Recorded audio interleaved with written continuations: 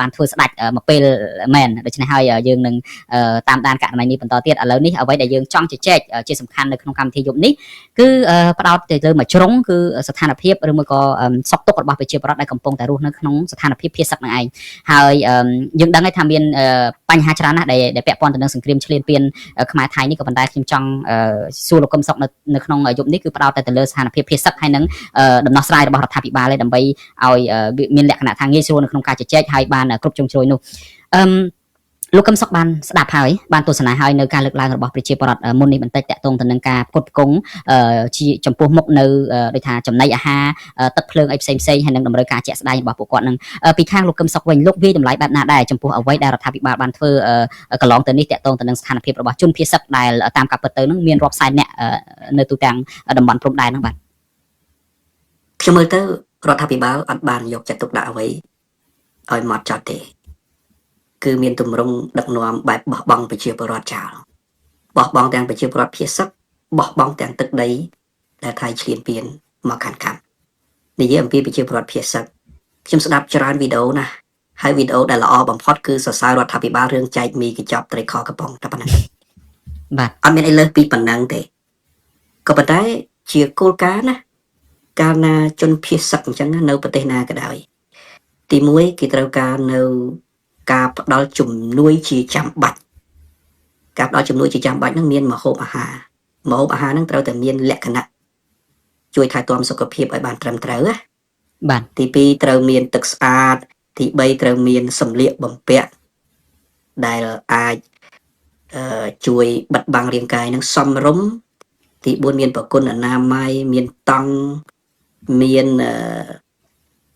គេហៅថាកៅស៊ូសម្រាប់បាំងភ្លៀងណាបាទគេហៅថាអាវភ្លៀងអីជាដើមអាហ្នឹងត្រូវតែបំរុងជូនប្រជាពលរដ្ឋជានិច្ចហើយចំណុចដែលសំខាន់មួយទៀតគឺមិនមែនមានតែជំនួយប៉ុណ្ណឹងទេត្រូវមានលុយកាក់ដែលនៅក្នុងភាសាបច្ចេកទេសថា funds គឺជំនួយខាងលុយកាក់ហ្នឹងឲ្យបានត្រឹមត្រូវជូនប្រជាពលរដ្ឋពេលដែលការខ្វះខាតម្ហូបអាហារមិនអាចបំពេញសុខភាពប្រជាពលរដ្ឋបានអត់មានថ្នាំសង្កូវគ្រប់គ្រាន់ប្រជាពលរដ្ឋអាចប្រើលុយហ្នឹងដើម្បីជួយទ្រទ្រង់សុខភាពរបស់គាត់និងជីវភាពរបស់គាត់ប្រចាំថ្ងៃហើយរឿងហ្នឹងត្រូវធ្វើដោយផែនការច្បាស់លាស់ចេញពីរដ្ឋាភិបាលតែម្ដងមិនមែនចេញពីសប្បុរសជនម្នាក់ទឹកចិត្តរបស់ប្រជាពលរដ្ឋម្នាក់នោះល្អហើយទឹកចិត្តរបស់ប្រជាពលរដ្ឋនោះក៏ប៉ុន្តែมันអាចជួយបានច្រើនទេដូចយើងឃើញអញ្ចឹងជួយបានត្រឹមតែបន្តិចបន្តួចកំពិតកំពុកមីកញ្ចប់ត្រីខកំប៉ុងតែប៉ុណ្ណឹងទេហើយជួយបានតែម្ដងម្កាលទៀតមិនមែនជួយជាប្រចាំឡើយអានោះដែលខ្ញុំពិនិត្យមើលស្ថានភាពជាក់ស្ដែងហ្នឹងគឺរដ្ឋាភិបាលអត់បានយកចិត្តទុកដាក់ទេពីព្រោះអត់បង្ហាញអំពីទម្រង់នៃការផ្ដល់ជំនួយនិងជួយប្រជាពលរដ្ឋនឹងឡើយកាលណាកើតស្ថានភាពអញ្ចឹងណាទម្រង់នៃការផ្ដល់ជំនួយនឹងត្រូវតែមានគណៈកម្មការច្បាស់លាស់ហ្មងប្រទេសណាក៏គេធ្វើដែរទី1ត្រូវបង្កើតនៅគណៈកម្មការដែលទទួលបន្ទុកគេហៅថាដូចជាបោះតង់ចែកជូននៅអាវភ្លៀងដែលចាំបាច់ធ្វើបង្គន់អនាម័យអាហ្នឹងមានគណៈកម្មការមួយហ្មងសម្រាប់មើលទី2ត្រូវមានគណៈកម្មការដែលរក fund រកជំនួយហិរញ្ញវត្ថុហើយគណៈកម្មការហ្នឹងត្រូវតែបង្ហាញមុខអ្នកដឹកនាំឲ្យច្បាស់លាស់គណៈកម្មការហ្នឹងត្រូវតាក់ទងនឹង UNHCR ដោយរបៀបណាតាក់ទងនឹងកាកបាទក្រហមនឹងជំនួយយ៉ាងម៉េចរដ្ឋាភិបាលនឹងជួយយ៉ាងណាចំនួនប៉ុណ្ណាហើយអង្គការសង្គមស៊ីវិលផ្សេងក៏ចូលរួមយ៉ាងដូចម្ដេចគឺនៅក្នុងគណៈកម្មការហ្នឹងប៉ុន្តែខ្ញុំអត់ឃើញមានរដ្ឋាភិបាលបញ្ចេញរឿងហ្នឹងទេទី3គេត្រូវបង្កើតគណៈកម្មការមួយទៀតគេហៅថាគណៈកម្មការក៏បានយ៉ាងថាក្រុមស្ម័គ្រចិត្តក៏បានដែរសម្រាប់ជួយមើលប្រជាពលរដ្ឋជាប្រចាំហ្មងដូចជាថែទាំសុខភាពការរស់នៅការខ្វះខាតអ្នកទាំងអស់ហ្នឹងធ្វើការក្នុងន័យស្ម័គ្រចិត្តក៏បានធ្វើការក្នុងជំនួយគម្រោងរបស់រដ្ឋាភិបាលក៏បានឬអង្គការក្រៅរដ្ឋាភិបាលណាក៏បានក៏ប៉ុន្តែគឺជាការរៀបចំឲ្យច្បាស់លាស់ពីរដ្ឋាភិបាលណាទៅជួយចាំមើលប្រជាពលរដ្ឋភៀសសឹកហ្នឹងថាតើប្រជាពលរដ្ឋហូបចុកគ្រប់គ្រាន់ទេប្រជាពលរដ្ឋសុខភាពយ៉ាងណាដែរកុមារយ៉ាងណាដែរក្មេងជំទង់យ៉ាងម៉េចទៅឃើញទេតើផ្លូវចិត្តរបស់ពួកគាត់យ៉ាងណាអាហ្នឹងត្រូវតែមានគណៈកម្មការនឹងមួយឲ្យច្បាស់ហើយទី4គេត្រូវតែមានក្រុមសន្តិសុខមួយឲ្យប្រកាសសម្រាប់ដឹកនាំឧបមាថាតើមេប៉ូលីសណាដែលទទួលបន្ទុកលើសន្តិសុខរបស់ប្រជាពលរដ្ឋដែលភៀសសឹកហ្នឹងហើយចំណុចមួយទៀតគឺត្រូវតែមានគណៈកម្មការណាទី5អានោះចាំបាច់ត្រូវប្រមូលទិន្នន័យឲ្យច្បាស់ ថាតើប្រជាពលរដ្ឋប្រមាណគ្រួសារនោះខូចខាតទ្រព្យសម្បត្តិរបស់គាត់អ្វីខ្លះដែលថៃបានបាញ់មកកំតិចនោះអញ្ចឹងអ្វីដែលជាការរៀបចំឲ្យប្រកាសប្រជាតើតែរដ្ឋាភិបាលបង្ហាញអញ្ចឹងប៉ុន្តែខ្ញុំអត់មានឃើញមកដល់ពេលនេះខ្ញុំអត់មានឃើញហ្មងណាពីព្រោះបើឃើញបើសិនជាមានគេបង្ហាញគេអួតហើយប៉ុន្តែមិនអត់មានឃើញទេ លោកកឹមសុខមានប្រសាសន៍មិញតាក់ទងចំណុចទី5ដែលថារឿងចាំបាច់ហ្មងហ្នឹងគឺជាការប្រមូលទិន្នន័យពីការបាត់បង់ផ្ទះសម្បែងដីធ្លីរបស់ប្រជាពលរដ្ឋហើយនឹងទិន្នន័យដែលកំពុងតែរស់នៅក្នុងស្ថានភាពភេសកហ្នឹងនៅពេលដែលលោកមានប្រសាសន៍ដល់ចំណុចនេះខ្ញុំនឹកឃើញកាលពីក្រោយពីមានការបត់ឈប់បាញ់ភ្លាមប្រហែលថ្ងៃក្រោយមកលោកហ៊ុនម៉ាណែតក៏បានចេញសេចក្តីថ្លែងការណ៍មួយទៅកាន់ប្រជាពលរដ្ឋដែលកំពុងភេសកហើយយើងចាំទាំងអស់គ្នាថាគាត់លើកឡើងថារដ្ឋាភិបាលហ្នឹងគឺគិតគូររឿងហ្នឹងណាស់ហើយអ្វីដែលរដ្ឋាភិបាលកំពុងធ្វើឥឡូវនេះគឺស្រង់ស្ថិតិស្រង់ទិន្នន័យដើម្បីដោះស្រាយបញ្ហាជូនប្រជាពលរដ្ឋស្រាប់តែជាង2ខែមកហ្នឹងទិន្នន័យហ្នឹងដឹងថាប្រមូលត្រូវការពេលយូរប៉ុណ្ណាទៀតទេដើម្បីប្រមូលទេពីព្រោះអីមកដល់ម៉ោងនេះមកដល់ពេលនេះដោយលោកកឹមសុខមានប្រសាសន៍បាញ់មិញដោយប្រជាពលរដ្ឋលើកឡើងអញ្ចឹងគឺថាជំនួយតាមរយៈយន្តការរបស់រដ្ឋហ្នឹងអត់មានសម្រាប់ពួកគាត់ទេយន្តការសម្រាប់រដ្ឋហ្នឹងមានន័យថាជាការផ្ដល់នៅស្បៀងអាហារជាការផ្ដល់នៅលុយកាក់ហិរញ្ញវត្ថុអីចឹងជាដើមអ្វីដែលពួកគាត់ទទួលបាននៅពេលនេះពីរដ្ឋបើតាមខ្ញុំព្យាយាមសាកសួរច្រើនចំពោះប្រជាពលរដ្ឋភេសកគឺគ្រាន់តែជាតង់កៅស៊ូដែលគេរៀបចំនៅក្នុងមួយតង់ហ្នឹងសម្រាប់ស្នាក់នៅពីគ្រួសារអញ្ចឹងជាដើមហើយនឹងទឹកភ្លើងជារួមប្រព័ន្ធទឹកភ្លើងអីខ្លះដែលមិនទាន់ជាគ្រប់គ្រាន់ទេហើយមានការសាងសង់ជាបង្គន់អីចឹងជាដើមសម្រាប់ពួកគាត់ហើយប្រើពាក្យថាបង្គន់អនាម័យហ្នឹងក៏មិនចំជាបង្គន់អនាម័យទៅទៀតពីព្រោះថាมันមានអ្នកណាគ្រប់គ្រងថែទាំអតីតដល់ហ្នឹងកន្លែងបន្ទប់ទឹកទាំងអស់ហ្នឹងវាមានលក្ខណៈមួយថាកខ្វក់ណាដែលប្រជាពលរដ្ឋលើកឡើងថាពិបាកមែនតើដើរទៅបន្ទប់ទឹកម្ដងសឹងតែមកវិញភាសាបាយអត់កើតអីចឹងជាដើមអានេះគឺជាស្ថានភាពដែលយើងមើលឃើញមានន័យថាពីរដ្ឋមកវិញហ្នឹងគឺជួយត្រឹមតែប្រក់តង់ប៉ុណ្ណឹងបង្កើតទឹកភ្លើងអីប៉ុណ្ណឹងទេរៀបចំទឹកភ្លើងអីប៉ុណ្ណឹងទេដោយឡែករឿងស្បៀងអាហារជំនួយហិរញ្ញវត្ថុមកដល់ម៉ោងនេះគឺគ្មានទេមានមកវិញហ្នឹងគឺត្រឹមពីសប្បុរសជនហើយសប្បុរសជនហ្នឹងលោកកឹមសុខក៏ប្រហែលជាដឹងដែរអ្វីដែលគាត់ជួយហ្នឹងគឺជួយបានតែមកសន្ទុះដំបងហ្នឹងទេនៅពេលដែលមានបញ្ហាពួកគាត់រត់ភៀសខ្លួនមកប្រាវហ្នឹងគឺសប្បុរសជនជួយបានមកប្រាវហ្នឹងមែនប៉ុន្តែបន្ទាប់ពីហ្នឹងមកចាប់ដើមស្បើយទៅហើយដែលទៀមទាននៅយន្តការរបស់រដ្ឋនៅក្នុងការចាត់ចែងរឿងទាំងអស់ហ្នឹងវិញក៏ប៉ុន្តែហាក់ដូចជាមិនទាន់ឃើញអានេះចំណុចដែលខ្ញុំចង់លើកឡើងទៀតលោកកឹមសុខមានអ្វីចង់បន្ថែមចំណុចហ្នឹងដែរបាទខ្ញុំឃើញការចាត់ការរបស់រដ្ឋាភិបាលហ៊ុនម៉ាណែតណាមិនខុសអីយកប្រជាពលរដ្ឋទៅនៅក្រោមដើមឈើទេគឺប្រហែលនោះគ្រាន់តែដាក់តង់ឲ្យតើមានអីទប់តែភ្លៀងមិនបានផងហ្នឹងហើយតាមពិតទៅនៅក្នុងក្របខ័ណ្ឌនៃការជួយប្រជាពលរដ្ឋភៀសកអំបញ្ញមិញខ្ញុំនិយាយរឿងការផ្ដល់ជំនួយបឋមដូចជាម្ហូបអាហារដូចជាទឹកស្អាតសម្លៀកបំពាក់បង្គន់អនាម័យអីហ្នឹងត្រូវធ្វើឲ្យបានត្រឹមត្រូវមិនមែនត្រឹមតែមានជាស្នាមឲ្យតែឃើញថតរូបយកទៅផ្សាយទេមែនទេត្រូវធ្វើឲ្យបានត្រឹមត្រូវហើយដើម្បីធ្វើឲ្យបានត្រឹមត្រូវដូចខ្ញុំនិយាយអញ្ចឹងមានគណៈកម្មការទាំងអស់ហ្នឹងទាំង5ដែលខ្ញុំនិយាយហ្នឹងយ៉ាងតិចដើម្បីតាមដានធ្វើការងារហ្នឹងបានទៅរួចប៉ុន្តែលើសពីហ្នឹងទៅទៀតគេមិនមែនមានតែជំនួយបឋមប៉ុណ្ណឹងទេគេត្រូវតែមានជំនួយដើម្បីផ្ដល់នៅគេហៅថាការស្ថាបនាធ្វើឲ្យប្រសើរឡើងដល់ជនភៀសសិតពីព្រោះគាត់ជាមនុស្សជាពលរដ្ឋយើងត្រូវតែយកចិត្តទុកដាក់នឹងគាត់មិនអាចបោះបង់គាត់ចោលទេហើយដើម្បីធ្វើរឿងនឹងបានណាគេមានទាំងក្រុមគ្រូពេទ្យដូចខ្ញុំនិយាយនៅក្នុងគណៈកម្មការមិញណាមានទាំងក្រុមគ្រូពេទ្យសម្រាប់ចាំជួយថែទាំសុខភាពមានទាំងក្រុមគ្រូពេទ្យផ្លូវចិត្តសម្រាប់លួងលោមពួកគាត់ពីព្រោះពួកគាត់មែនតើទៅកើតជំងឺផ្លូវចិត្តសម្បើមណាប្រឈមជីវភាពនេះមួយក្រុមគ្រួសារអត់ការងារធ្វើនេះ2បំណុលនេះ3ដីដែលថៃប្លន់យកមិនដឹងបានឬក៏អត់ហើយគាត់គ្មានសង្ឃឹមនឹងបានផងដូច្នេះអាលីងឆេញណាជីវិតពួកគាត់អាលីងឆេញហ្មងណាម្ល៉េះហើយគេត្រូវការគ្រូពេទ្យផ្លូវចិត្តណាគ្រូពេទ្យថែទាំសុខភាពផងគ្រូពេទ្យផ្លូវចិត្តផងគេត្រូវការបណ្ដុះបណ្ដាលពួកគាត់ទៀតបណ្ដុះបណ្ដាលពួកគាត់ឧបមាថាពួកគាត់អត់មានជំនាញទេត្រូវរៀបចំការបណ្ដុះបណ្ដាលហើយស្រុកខ្មែរយើងជួយគាត់ទៅបណ្ដុះបណ្ដាលឧទាហរណ៍ថាធ្វើជីកំប៉ុស្តរបៀបធ្វើជីកំប៉ុស្តសម្រាប់ធ្វើកសិកម្មបណ្ដុះបណ្ដាលគាត់ចិញ្ចឹមមាន់ចិញ្ចឹមទាអញ្ចឹងទៅដើម្បីឲ្យគាត់អាចមានឱកាសពេលណាដែលមានស្ថានភាពរកស៊ីបានគាត់ទៅរកស៊ីគាត់សម្រាប់ចិញ្ចឹមគ្រួសារគាត់វិញអាហ្នឹងបានទៅរួចឧទាហរណ៍មួយទៀតក្មេងមានកុមារមានក្មេងជំទង់ខ្លះពាក់ព័ន្ធនឹងគ្រឿងញៀនដោះស្រាយជាមួយគាត់យ៉ាងម៉េចក្មេងជំទង់ខ្លះកំពុងសិក្សារៀបចំការបណ្ដុះបណ្ដាលពួកគាត់មិនមែនយកពួកគាត់ទៅបោះនៅក្នុងតង់ហើយស្រាប់តែអត់បណ្ដុះបណ្ដាលពួកគាត់កុមារភ័យខ្លាចត្រូវមានអ្នកថែទាំកុមារត្រូវមានអ្នកជួយបង្ហាត់បង្រៀនកុមារប៉ុន្តែខ្ញុំមើលអត់ឃើញថារដ្ឋាភិបាលហ៊ុនម៉ាណែតមានសមត្ថភាពធ្វើអញ្ចឹងទេគឺយកប្រជាពលរដ្ឋរបស់ចោលហើយបើយើងប្រៀបធៀបទៅនឹងខាងថៃវិញណាថៃគេមានមោទនភាពចំពោះជាតិគេបាទខ្ញុំឧទាហរណ៍ពលរដ្ឋភៀសសិកថៃម្នាក់ភៀសសិក ក្នុងរយៈពេលក្រោម5ថ្ងៃគេបាន2000 បាតបើគិតជាលុយដុល្លារ$70ក្រោម5ថ្ងៃក្នុងម្នាក់ពី5ថ្ងៃទៅ8ថ្ងៃតាមខ្ញុំចាំបានរហូតដល់5000 បាតគិតជាលុយដុល្លារដូចជា$160អញ្ចឹងណាខ្ញុំមិនប្រកែគិតលុយបាត100ដុល្លារខ្ញុំមិនសូវដឹងណាខ្ទង់ប៉ុណ្ណឹងដូច្នេះគេមានមោទនភាពចំពោះជាតិគេរៀបចំបានត្រឹមត្រូវហើយបើនិយាយទៅដល់កងទ័ពវិញណាស្លាប់ម្នាក់ថៃឲ្យជាង$30,000ពលរដ្ឋស៊ីវិលស្លាប់ម្នាក់ថៃឲ្យជាង$20,000យើងស្ងាត់ឈឹងយើងកុំថាឡើយឲ្យសូម្បីតែទិន្នន័យអ្នកស្លាប់មកដល់ពេលនេះអត់ហ៊ានបង្ហាញផងអត់បានបង្ហាញថាតើកងទ័ពប្រមាណ100នាក់ដែលបានស្លាប់នៅក្នុងសមរភូមិអត់បានធ្វើបន់ត្រឹមត្រូវផងហើយការប្រកាសរបស់ធនាគារជាតិវិញអ្នកពិការបានត្រឹមតែរួចបំណុល$2,500ទេលោកកំសុកស្លាប់បានរួចបំណុលទាំងអស់ដូច្នេះបើយើងប្រៀបធៀបរវាងថៃនិងកម្ពុជាយើងខុសគ្នាឆ្ងាយណាស់ហើយរដ្ឋាភិបាលហ៊ុនម៉ាណែតនេះបានតែអួតទេអត់មានចេញប្រតិបត្តិការជាក់ស្ដែងសម្រាប់ជួយប្រជាពលរដ្ឋឡើយបាទលោកកំសុកមិញនេះលោកមានប្រសាសន៍ដល់រឿងថាយ៉ាងហោចណាស់មានការផ្ដល់ព្យាយាមរកយន្តការឯណាមួយក្រៅពីការដោះស្រាយបញ្ហាបឋមចំពោះមុខមានស្បៀងអាហារទឹកស្អាតអីប្រគុណអនាម័យត្រឹមត្រូវហ្នឹងគឺរដ្ឋាភិបាលត្រូវតែគិតគូរបន្ថែមទៀតអំពីការរកការងារធ្វើអីសម្រាប់ប្រជាពលរដ្ឋអីចឹងជាដើមហើយលោកក៏និយាយដែរថាបំបានជាការងារអីសម្រាប់ធំដុំសម្រាប់ប្រជាពលរដ្ឋទេបរៀនគាត់ពីបច្ចេកទេសដាំដុះអីផ្សេងៗមួយក៏ធ្វើជីកប៉ុស្តិ៍អីកន្លែងហ្នឹងខ្ញុំចេះនឹកឃើញដល់រឿងហ្នឹងណារឿងមួយដែលគួរហួសចិត្តមែនតើបើសិនបើលោកកឹមសុខបានឃើញនៅក្នុងស្ថានភាពមួយដែលប្រជាពលរដ្ឋភ័យសឹកវេទនាលំបាកសពគ្រប់បែបយ៉ាង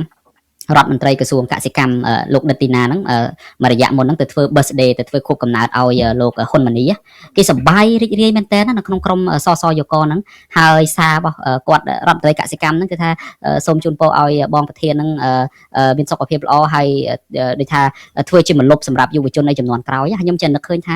ធ្វើចឹងកើតដែរប្រជាពលរដ្ឋរាប់ម៉ឺនរាប់សែនអ្នកកំពុងភៀសខ្លួនលំបាកវេទនានៅក្នុងតង់អត់ឃើញមុខពួកអស់លោកទៅជួបពួកគាត់ទេបែរនាំគ្នាមកធ្វើ birthday អីចឹងទៅនៅក្នុងកន្លែងដែល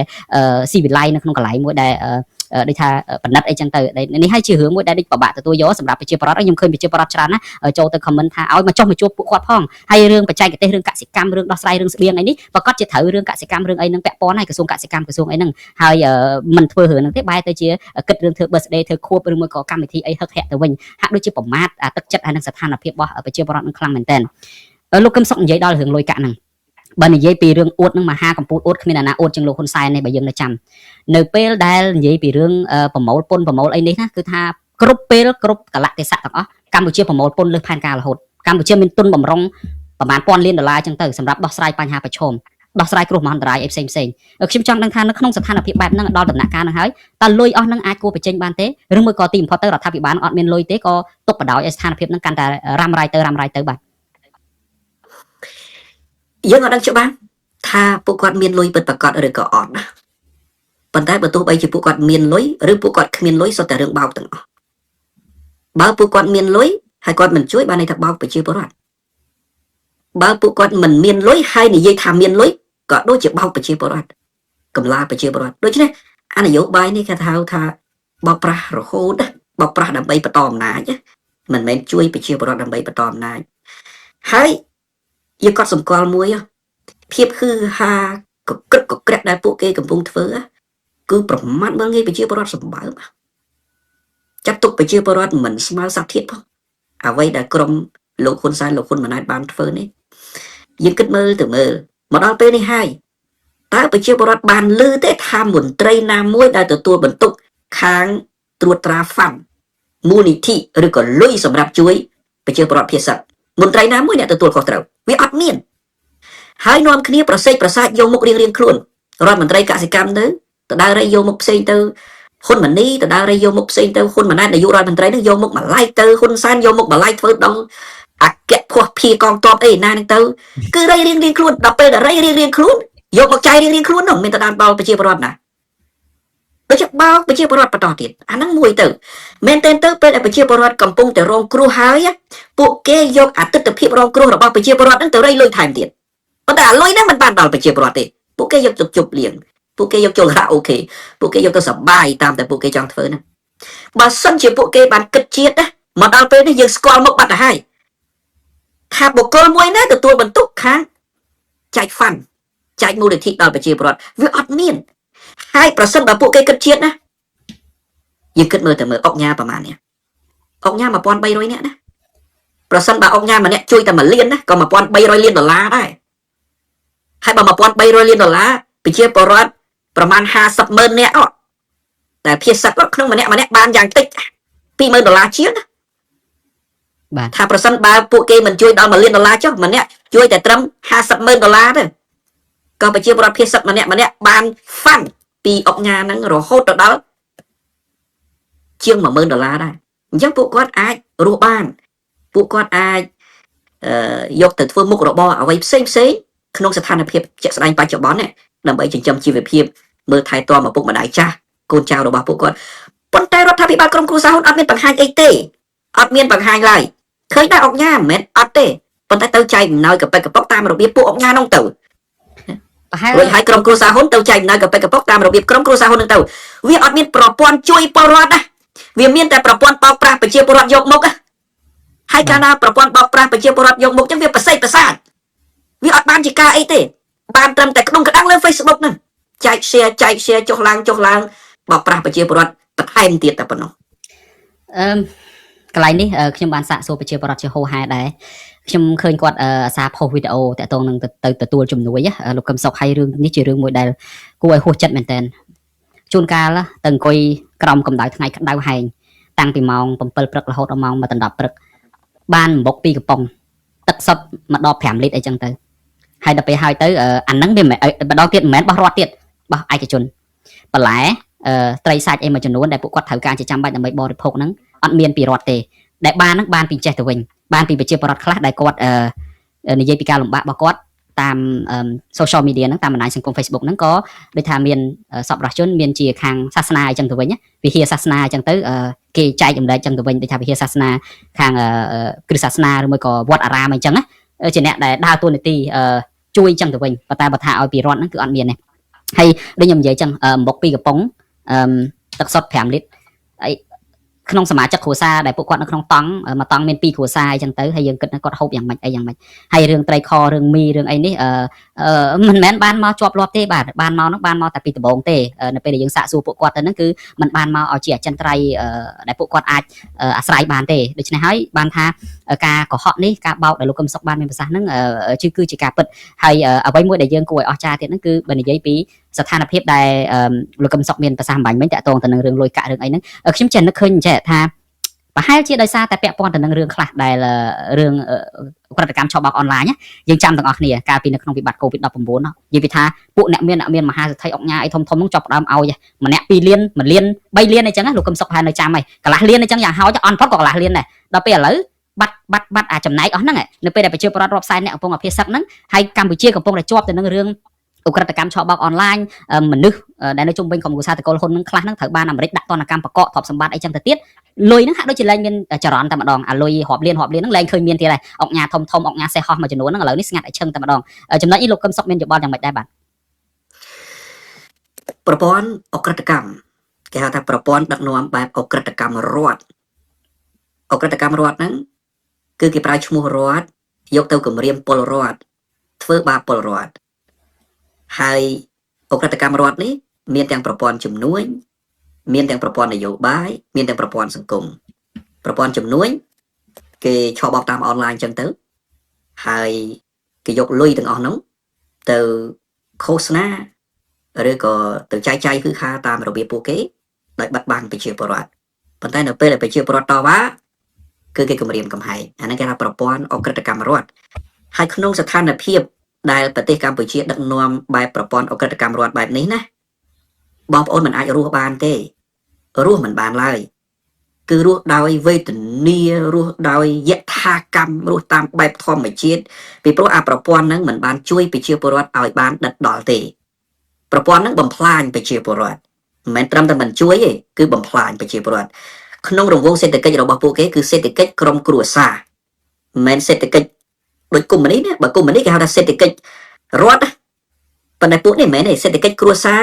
តែម្ដងមនុស្សប្រមាណអ្នកនោះអញ្ចឹងវាចម្រើនទៅដល់មនុស្សប្រមាណអ្នកនោះដល់ទៅពេលមានការវាយលុកពីសហគមន៍អន្តរជាតិអាមនុស្សប្រមាណអ្នកនោះគេក៏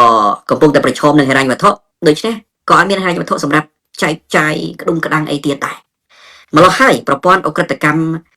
រដ្ឋបែបនេះគឺធ្វើបាបប្រជាពលរដ្ឋសេដ្ឋកិច្ចមិនរីកចម្រើនដល់ទៅពេលជួបគ្រោះគឺអត់មានអ្វីជួយប្រជាពលរដ្ឋទេបងប្អូនឃើញហើយអត់មានអ្វីជួយប្រជាពលរដ្ឋឡើយហើយការដឹកនាំបែបអក្រិតកម្មរដ្ឋបែបនេះណាគឺពោពេញទៅដោយអំពើពុករលួយនិងការបោកប្រាស់អំពើពុករលួយពេញផ្ទៃក្នុងជាតិហើយរបាយការណ៍ថ្មីនេះមានការស្ទាបស្ទង់អំពីពុករលួយនៅប្រទេសកម្ពុជាហ្នឹងគឺលោកហ៊ុនសែនបានតែ2បន្ទុកក្នុង10បន្ទុកទេបានន័យថាដឹកនាំប្រទេសកម្ពុជាជាង2ឆ្នាំនេះប្រឡងបានតែ2បន្ទុកទេណាលោកហ៊ុនម៉ាណែតបាទប្រឡងបានតែ2បន្ទុកទេជាង2ឆ្នាំមកនេះក្នុង10បន្ទុកប្រឡងបានតែ2បន្ទុកទេបានន័យថាធ្លាក់បើយើងប្រៀបធៀបទៅនឹងការសិក្សាណាអា2បន្ទុកហើយ1បន្ទុកនិង0បន្ទុកហ្នឹងដូចតែគ្នាទេណាប្រហែលតែគ្នាទេណាបើយើងធ្វើខុសទាំងអស់គ្រូកាចឲ្យ0ហើយគ្រូយកយល់បន្តិចតួចឲ្យថ្លៃទឹកបិច1គ្រូខ្លះចិត្តតលាយខ្លាំងឲ្យថ្លៃទឹកបិច2ដូច្នេះអាបន្ទុក0 1 2ហ្នឹងគឺធ្លាក់ងើបមុខមិនរួចទេបន្ទុកដែលអាចធ្លាក់ងើបមុខរួចតើតែដល់កម្រិត3ឬ4អាហ្នឹងគេជួយស្រោចស្រង់បានណាជួយខ្លះទៅអាចជាប់ប៉ុន្តែហ៊ុនម៉ាណែតជាង2ឆ្នាំមកនេះបានតែ2បន្ទុកទេបានន័យថាបានតែថ្លៃទឹកបិចទេអត់មានគុណភាពក្នុងការដឹកនាំប្រទេសជាតិឡើយដូច្នេះអានេះថាប្រព័ន្ធអក្រិតកម្មរដ្ឋកែមិនចេញទេប្រព័ន្ធនឹងពោពេញទៅដោយអំពើពុករលួយហើយលុយកាក់ដែលចេញគឺចេញតាមចរន្តនៃខួរក្បាលរបស់មេដឹកនាំនិងប្រយោជន៍របស់មេដឹកនាំពេលណាដែលប្រយោជន៍មេដឹកនាំមិនបានធំដុំគឺគេអត់បញ្ចេញទេតាមពិតលុយអក្រិតកម្មឆ្លងដែនគេនៅតែមានទេមិនគេអត់មានទេគេនៅតែមានដដែលទេគ្រាន់តែគេមិនបញ្ចេញគេទុកធ្វើអីគេទុកជួយការពារអំណាចរបស់គេទិញអាវុធចិញ្ចឹមកម្លាំងដើម្បីការពារអំណាចអ្វីដែលគេកំពុងធ្វើគឺយកលុយហ្នឹងទៅចិញ្ចឹមកម្លាំងទិញអាវុធសម្រាប់ទប់ស្កាត់ប្រជាពលរដ្ឋតវ៉ាប៉ុណ្ណឹងឯងលោកកឹមសុខខ្ញុំនឹងបន្តតិចទៀតតកតងទៅនឹងរឿងការដូចថាសាកសួរលោកអំពីរឿងអ្វីដែលរដ្ឋាភិបាលកំពុងធ្វើប៉ុន្តែខ្ញុំចង់ឲ្យលោកបានស្ដាប់នៅសម្រងសម្ដីរបស់លោកហ៊ុនម៉ាណែតមួយសិនអ្វីដែលលោកហ៊ុនម៉ាណែតលើកឡើងហ្នឹងគឺតកតងទៅនឹងឆ្លើយតបទៅនឹងអ្វីដែលលោកកឹមសុខសួរអំបញ្ញមិញហ្នឹងដែរតាមពិតទៅណាបង្កើតគណៈកម្មការជំនាញផ្នែកណាដើម្បីដោះស្រាយស្ថានភាពរបស់ពលរដ្ឋភៀសសឹកឬមួយក៏ស្ថានភាពវិវាទព្រំដែននេះហើយគាត់និយាយដែររឿងខ្លះគឺថាគាត់មិនអាចនិយាយចេញបានទេដូច្នេះសូមឲ្យលោកកឹមសុខស្ដាប់សម្ដីរបស់គាត់តិចសិនចាំខ្ញុំសាកសួរលោកបន្ថែមទៀតបាទរាល់ការសម្រេចចិត្តរបស់រាជរដ្ឋាភិបាលគឺយើងសម្រេចចិត្តគ្រប់ជំហានទាំងអស់គឺដោយការទទួលខុសត្រូវត្រឹមត្រូវវាយតម្លៃច្បាស់លាស់នៅក្នុងមុខព្រួយដែលត្រូវគិតគូរទាំងទឹកដីទាំងប្រជាពលរដ្ឋរបស់យើងទាំងកងកម្លាំងរបស់យើងក្នុងពេលតែមួយយើងអាចសម្រេចចិត្តជ្រើសរើសជំរើសតែមួយគត់អត់អាចមានជំរើសដូចអ្នកចូលខមមិនដែលថាតាមអារម្មណ៍ហើយក៏អត់ខុសទេព្រោះអារម្មណ៍ជាខ្មែរគាត់មានសិទ្ធិឈឺឆាប់មានសិទ្ធិខឹងមានសិទ្ធិបញ្ចេញមតិរបស់គាត់ហើយវាអត់មានប៉ះពាល់អីទៅដល់ស្ថានភាពឬមួយក៏ការឆ្លើយតបដែលបង្កើតជាស្ថានភាពនៅលើដីដោយការសម្រេចចិត្តរបស់រាជរដ្ឋាភិបាលលោកនាយរដ្ឋមន្ត្រីហាត់ការបាននិយាយឲ្យថាគាត់គិតណាស់រដ្ឋាភិបាលគាត់គិតណាស់កំពុងតែធ្វើណាស់គ្រាន់តែថារឿងខ្លះហ្នឹងមិនអាចនិយាយបានទេចាំមានពេលឱកាសណាមួយនោះចាំគាត់និយាយជាសាធារណៈឲ្យប្រជាពលរដ្ឋដឹងអញ្ចឹងណាតើលោកកឹមសុខយល់យ៉ាងណាដែរចំពោះការលើកឡើងរបស់គាត់នេះបាទរឿងដែលមិនអាចនិយាយបានមានតែមួយចំណុចទេគឺយុទ្ធសាស្ត្រកងទ័ពចល័តកងទ័ពរបៀបណាអាវុធលាក់ដោយវិធីណាត្រូវត្រៀមវាយអ្នកឈ្លានពានវិញដោយរបៀបម៉េចរឿងដែលលាក់គឺមួយចំណុចហ្នឹងទេក៏ប៉ុន្តែការជួយប្រជាពលរដ្ឋអត់មានអ្វីត្រូវលាក់ឡើយជួយប្រជាពលរដ្ឋត្រូវជួយមែនទែនជួយឲ្យបានប្រកបប្រជាបង្ហាញផែនការវាមិនដែលផែនការអភិវឌ្ឍឬផែនការជួយប្រជាពលរដ្ឋឯណាមិនអាចបង្ហាញបានទេអញ្ចឹងប្រទេសនៅអឺរ៉ុបគេដោះស្រាយយ៉ាងម៉េចគេដឹកនាំយ៉ាងម៉េចគេអភិវឌ្ឍប្រទេសគេយ៉ាងម៉េចរឿងរ៉ាវតាក់ទងនឹងការអភិវឌ្ឍប្រជាពលរដ្ឋនិងជួយប្រជាពលរដ្ឋគេផ្ដល់ជំនួយជូនប្រជាពលរដ្ឋហើយគេសួរប្រជាពលរដ្ឋថាតើជំនួយដែលរដ្ឋាភិបាលផ្ដល់ឲ្យហ្នឹងពិតជាបានផលប្រយោជន៍ហើយប្រជាពលរដ្ឋពេញចិត្តទេគេសួរអញ្ចឹងទៀតមិនលាក់បាំងទេការឆ្លើយលាក់បាំងវាគ្រាន់តែជាល្បិចកលបោកប្រាស់ប្រជាពលរដ្ឋបន្ថែមទេយូរទៅស្អីក៏លាក់បាំងដែររកជំនួយមូលនិធិជូនប្រជាពលរដ្ឋក៏ជារឿងលាក់បាំងអញ្ចឹងបើលាក់បាំងទៅតាក់ទងនឹង UNHCR យ៉ាងម៉េចខាងជនភៀសខ្លួនខាងជំនួយអន្តរជាតិអង្គការសហប្រជាជាតិបើលាក់បាំងទៅជួយប្រជាពលរដ្ឋយ៉ាងម៉េចលោកកឹមសុខហើយបានគាត់ត្រូវលាក់បាំងលោកកឹមសុខសុំការចាប់អារម្មណ៍របស់លោកត្រង់ហ្នឹងតិចហើយបានគាត់ត្រូវលាក់បាំងពីព្រោះរឿងប្រជាពលរដ្ឋជួបទុកលំបាកហ្នឹងនៅពេញហ្នឹងហើយហ្នឹងលោកកឹមសុខយល់ថាគាត់ព្យាយាមលាក់បាំងហ្នឹងហេតុអីដែរបាទមិនមែនជារឿងលាក់បាំងទេជារឿងដែលមិនជួយឬក៏គ្មានសមត្ថភាពជួយតែម្ដងអញ្ចឹងហើយគាត់យកពាក្យថាมันអាចបញ្ចេញมันអាចបង្ហាញជាសាធារណៈ chun phải chia bờ ruột nó bao ta bắt rương này mình chỉ rương để thử lẹ bắn đây cứ rương để quạt miên sắm mặt hiệp chuỗi dọc bịa tha bằng hạt kha mình ai phải tranh chia sẻ thì là bạn ba phải tranh chia sẻ thì là mình bán miền này thà mình bán bằng hai nơi cùng rong chui phải chia bờ ruột đây nó cá bất cứ chẳng ăn miên cùng rong chui phải chia bờ ruột này na trâu lẹ bắn thế nơi nơi bị phúc lộc đi bật tay na cái đời miênแต่ปัญหาซ่อนเดี๋ยวซบเชียนมวยก้นถ้าเกิดเธอเรียกบ้างเศรษฐกิจเป็นกิจกรรมจุ่มด้วยไปเชียร์ประวัติอภิวัตมูลธรรมสิทธิเสรีภาพสิทธิมนุษย์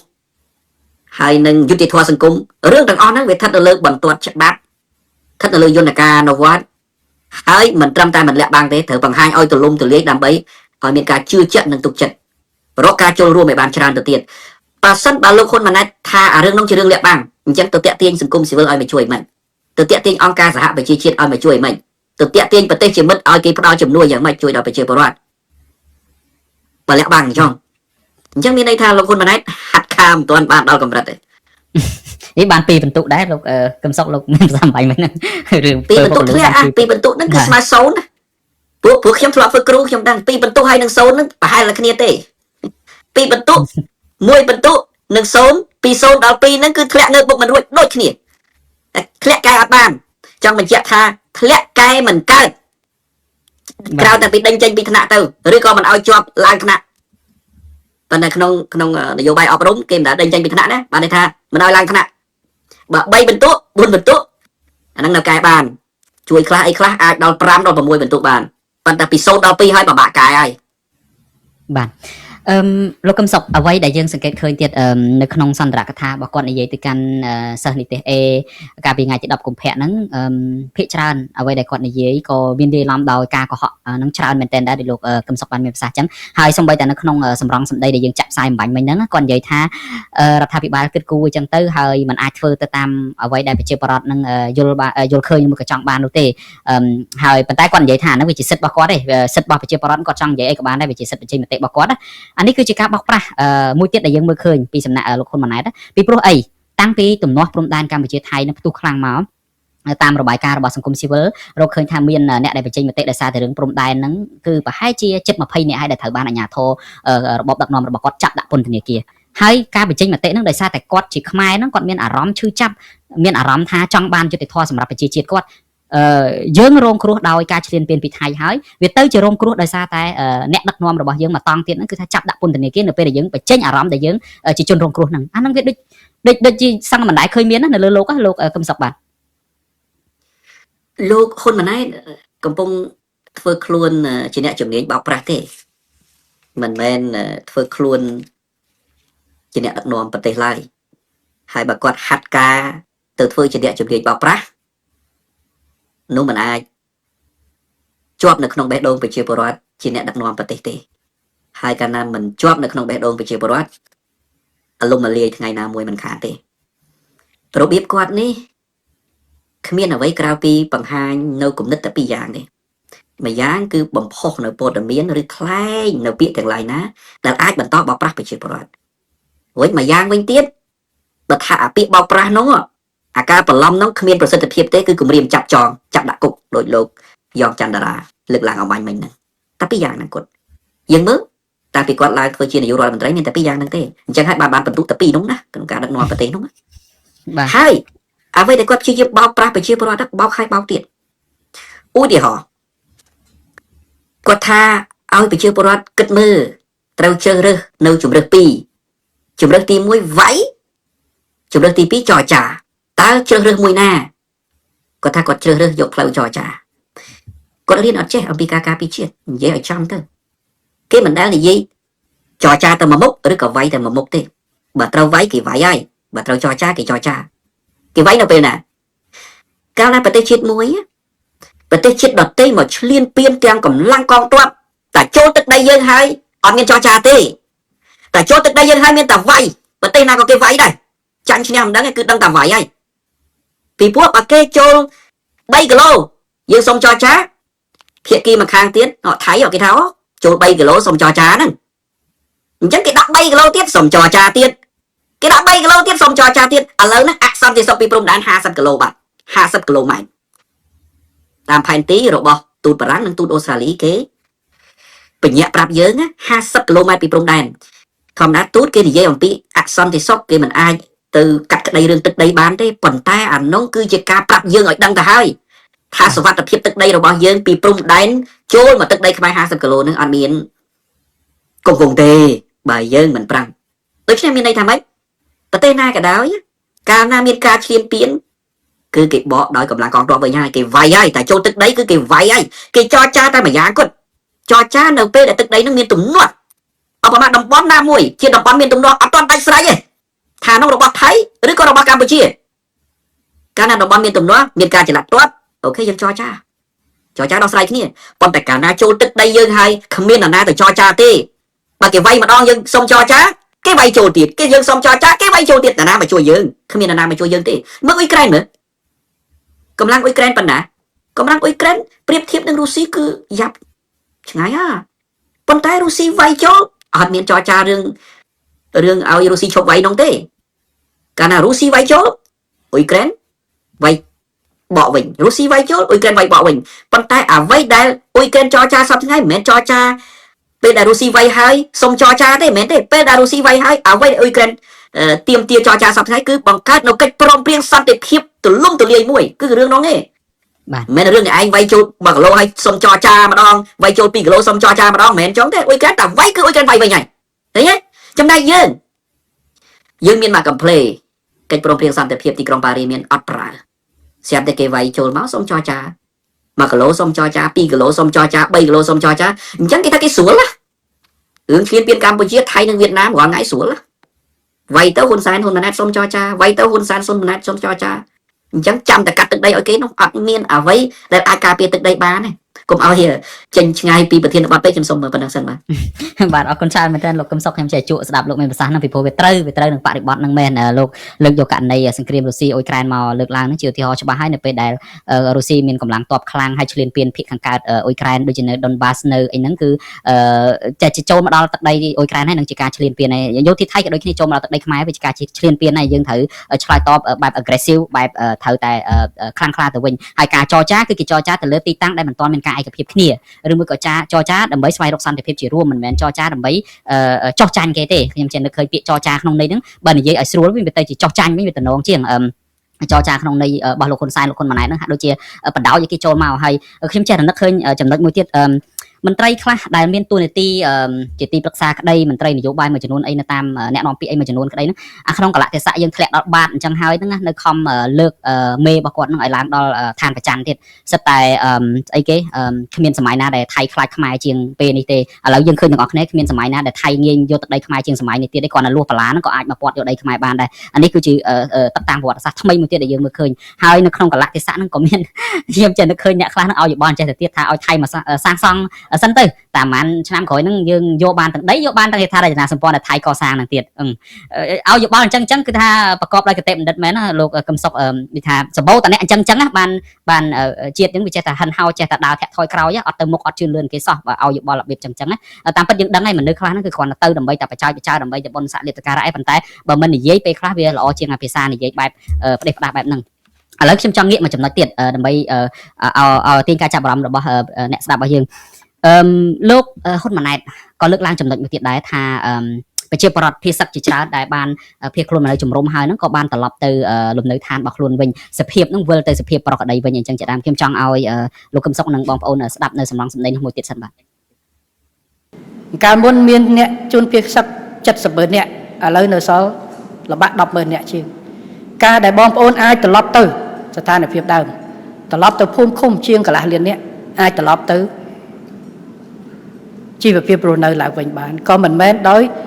ចៃដន្យនោះដែរទេគឺការធ្វើសកម្មភាពយើងអាចថាសកម្មភាពដែលមិនបានចេញមកធ្វើអត្ថាធិប្បាយឬសន្និសីទកសែតប្រាប់ថាខ្ញុំធ្វើអីថ្ងៃនេះប៉ុន្តែគ្រប់ពេលវេលាទាំងអស់គឺយើងបានធ្វើ ហ្នឹងហើយលោកកឹមសុខអ្វីដែលគាត់លើកឡើងនេះយើងនឹងបន្តិចទៀតខ្ញុំនឹងបង្ហាញវីដេអូជូនលោកនាងដែរថាតើអ្វីដែលលោកហ៊ុនម៉ាណែតគាត់និយាយហ្នឹងវាពិតកម្រិតណាប៉ុន្តែអ្វីដែលខ្ញុំចង់បញ្ជាក់មួយទៀតហ្នឹងគឺថានេះបើយើងយោងទៅតាមរបាយការណ៍ពីក្រសួងមហាផ្ទៃមកវិញនៅក្នុងពេលដែលយើងស្ថិតនៅក្នុងស្ថានភាពសង្គ្រាមហ្នឹងតែម្ដងគឺប្រជាពលរដ្ឋភៀសសឹកហ្នឹងមានសរុបជាង640,000នាក់បើយោងទៅតាមក្រសួងមហាផ្ទៃហើយក្រសួងមហាផ្ទៃចេញព័ត៌មានមករាល់ថ្ងៃថាប្រជាពលរដ្ឋហ្នឹងបានត្រឡប់ទៅលំនៅឋានវិញហើយបានវិលទៅរកស្ថានភាពប្រក្រតីវិញហើយឥឡូវហ្នឹងនៅសល់តែប្រជាពលរដ្ឋប្រមាណជា78,000នាក់ទៀតដែលកំពុងរស់នៅក្នុងជំរំភៀសសឹកអីចឹងជាដើមអញ្ចឹងមុននឹងខ្ញុំសាកសួរលោកកឹមសុខនឹងខ្ញុំចង់ឲ្យលោកអ្នកនាងទស្សនាវីដេអូមួយទៀតសិនពីព្រោះលោកហ៊ុនម៉ាណែតគាត់និយាយថាប្រជាពលរដ្ឋនឹងបានវិលទៅវិញហើយត្រឡប់ទៅរកភាពប្រក្រតីវិញហើយឥឡូវចង់ដឹងថាប្រក្រតីយ៉ាងម៉េចវិញលោកអ្នកនាងទស្សនាវីដេអូខ្លីមួយតិចសិនបាទ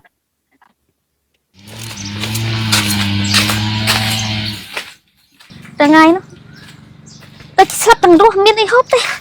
រស់វាមិនបានព្រោះនេះខ្វះនោះមានណាគេរកអោយកម្មឡើងនិយាយទៅក៏វាចាំមិនដឹកពីបានអីនឹងមកវិញណាបើអស់ហើយគឺចាំបាក់ដូចចាប់ចេះបើមុនលក់អីវ៉ាន់ពេកកពុកណាប្តីស្លាប់ក៏អស់លីងមានអីនឹងលក់ចាប៉ះ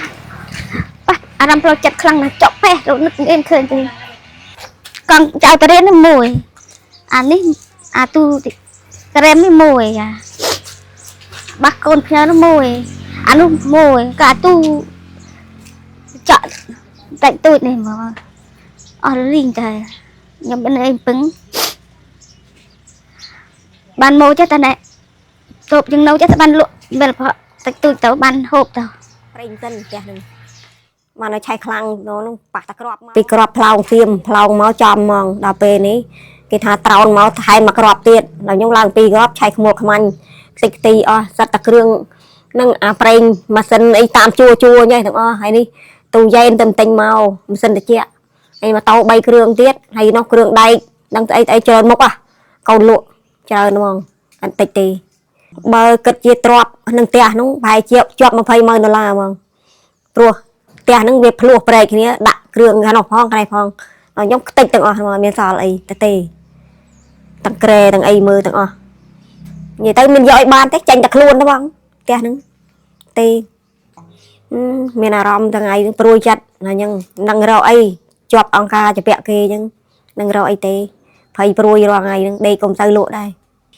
ពិបាកតែរឿងអត់ផ្ទះនៅទេបងនិយាយទៅបឋមជាងគេរកអីនៅប៉ុន្មានក៏របៀបកូនដើរច្រកតាមផ្ទះគេអញ្ចឹងហ្មង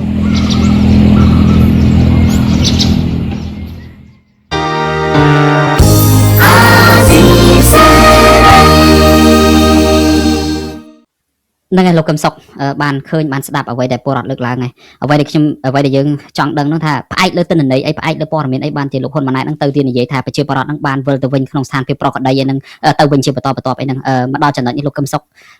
មានទស្សនៈបែបណាបាទខ្ញុំមិនដឹងថាលោកហ៊ុនម៉ាណែតគាត់តាំងខ្លួនជានាយករដ្ឋមន្ត្រីរបៀបម៉េច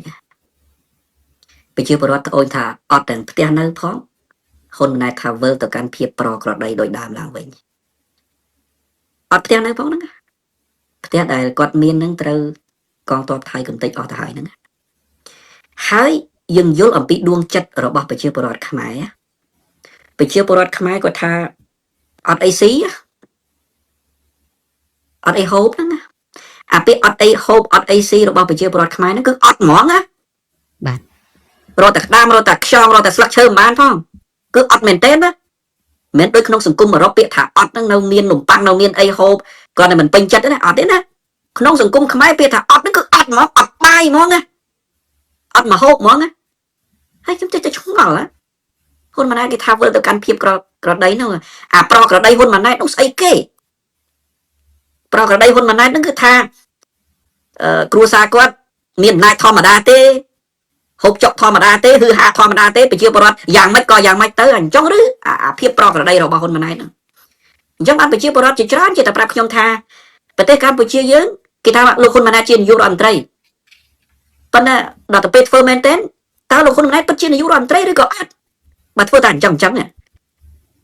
មួយវិញទៀតយើងកំពុងតែរងគ្រោះមែនទេរងគ្រោះប្រជាពលរដ្ឋដូចតែគាត់បញ្ជាក់អញ្ចឹងថាអត់អីហូបខ្ញុំបញ្ជាក់ម្ដងទៀតថាការណាប្រជាពលរដ្ឋថាអត់អីហូបហ្នឹងគឺអត់មែនទេ ប្រសិនបើបានតែមីកញ្ចប់ត្រីខកំប៉ុងដោយតែយើងឃើញវីដេអូនៅក្នុងអាស៊ីសេរីអញ្ចឹងគាត់ថាមានហើយប៉ុណ្ណឹងគាត់ថាមានហូបហើយឃើញទេប៉ុន្តែគាត់ថាអត់ហើយគឺគ្មានអសោះហ្មងណាអ្វីដែលហ៊ុនម៉ាណែតនិយាយថាធ្វើទៅកាន់ភាពប្រក្រតីដោយជួយថៃអញ្ចឹងថៃបាញ់កំតិចផ្ទះសំបែងប្រជាពលរដ្ឋរាប់ម៉ឺនគ្រួសារនាំគ្នាចេញរាប់ពាន់គ្រួសារនាំគ្នាចេញពីផ្ទះសំបែងរត្រេករត្រាក់មិនដឹងថារកអីរស់បានស្រាប់តែហ៊ុនម៉ាណែតថាធ្វើទៅកាន់ភាពប្រក្រតីអញ្ចឹងមានន័យថាអាសកម្មភាពដែលថៃកំតិចប្រជាពលរដ្ឋខ្មែរនោះអត់ធំទេចុះក្នុងរយៈពេលមួយផ្លេតមិនទាន់ដោះស្រាយអីផងស្រាប់ទៅកាន់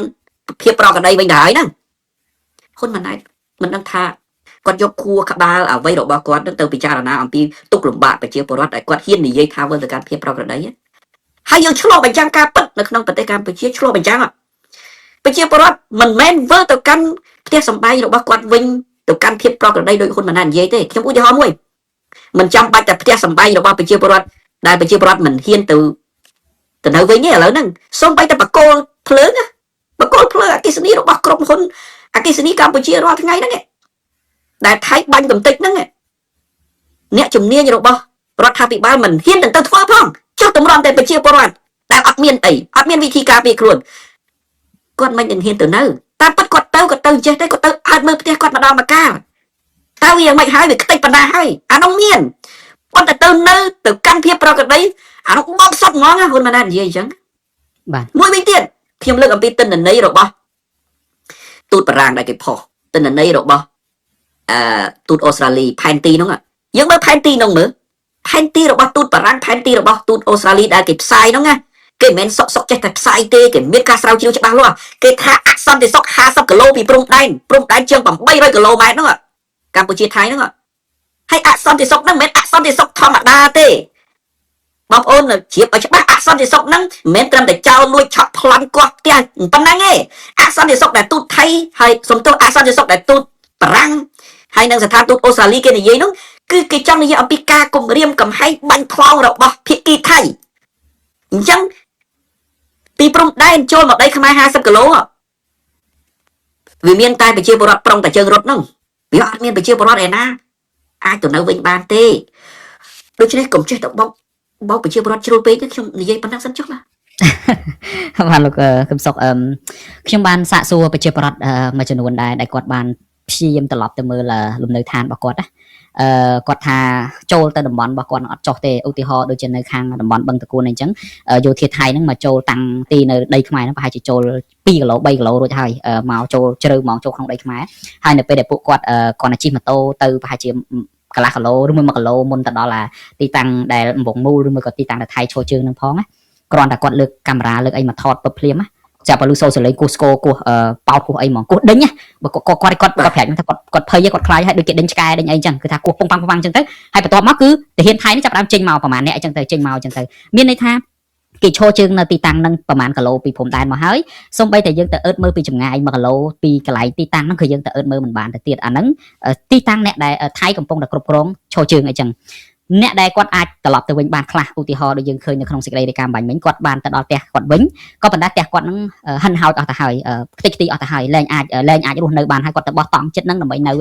អ្វីមួយដែលយើងកត់សម្គាល់ទៀតហ្នឹងហាក់ដូចជាព្យាយាមដូចថាបំបិតចោលនៅព័ត៌មានជាច្រើនដែលយើងត្រូវការចង់ដឹងចង់លើឧទាហរណ៍តើរដ្ឋបានគិតគូរអំពីយន្តការសំណងក្នុងកម្រិតណាទៅដល់ពួកគាត់ថាតើ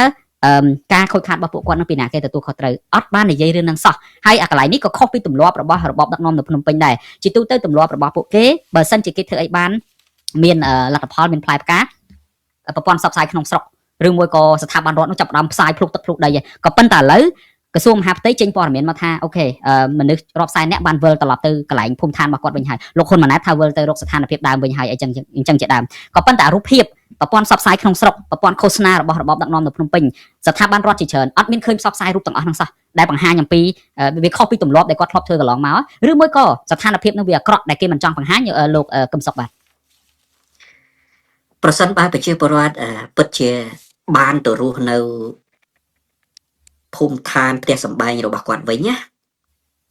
លោកចង់ចន្ទរាមានប្រសាសន៍ត្រូវហើយពួកហ្នឹងគេនាំគ្នាផ្សព្វផ្សាយពេញណាពេញណីហ្នឹងបាត់ហើយដើម្បីយកមកថាពួកគេដេញកងទ័ពថៃចេញពីតំបន់ដែល ថៃវាយចូលឈ្លានពាននោះពីព្រោះកាលណាប្រជាពលរដ្ឋទៅនៅវិញមានន័យថាមានសមត្ថភាពដេញកងទ័ពថៃទៅវិញណាអញ្ចឹងរឿងអីដែលខាងរដ្ឋាភិបាលហ៊ុនម៉ាណែតនោះមិននាំគ្នាថតវីដេអូទៅផ្សាយទៅអានេះវាមិនខុសពីរបៀបបោកប្រជាពលរដ្ឋរឿងដោះដូរដីជាមួយវៀតណាមទេបោះបកគលព្រំដែនពេលណាក៏និយាយពីការដោះដូរដីដែរថៃសំទោសវៀតណាមបានដីខ្មែររហូតប៉ុន្តែដល់ពេលកម្ពុជាយើងបានដីនៅលើឋានប្រចាំនោះមិនដឹងនៅណាណីទេគ្មានណាដែលឃើញទេអាហ្នឹងអញ្ចឹងប្រជាពលរដ្ឋទៅហើយប្រជាពលរដ្ឋទៅហើយប្រជាពលរដ្ឋណាប្រជាពលរដ្ឋខ្មែរឬប្រជាពលរដ្ឋថៃ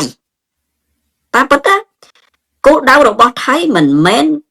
វាយចូលយកហើយយកប៉ុណ្្នឹងហើយដកទៅវិញទេអត់ទេមិនដកទៅវិញទេបងប្អូនចាំមើលគេនឹងធ្វើភូមិថៃ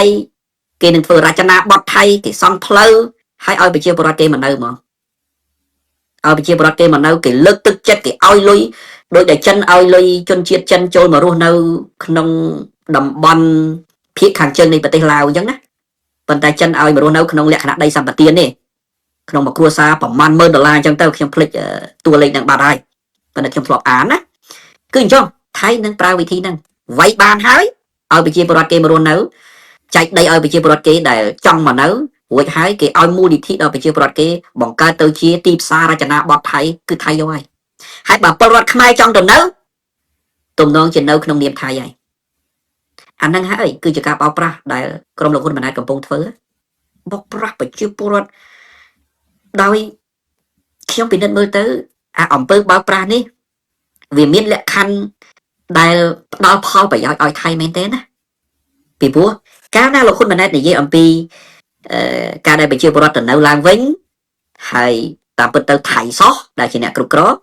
អញ្ចឹងពិភពលោកគេមើលឃើញថាបញ្ហាហ្នឹងលែងធំហើយបញ្ហាហ្នឹងលែងធំ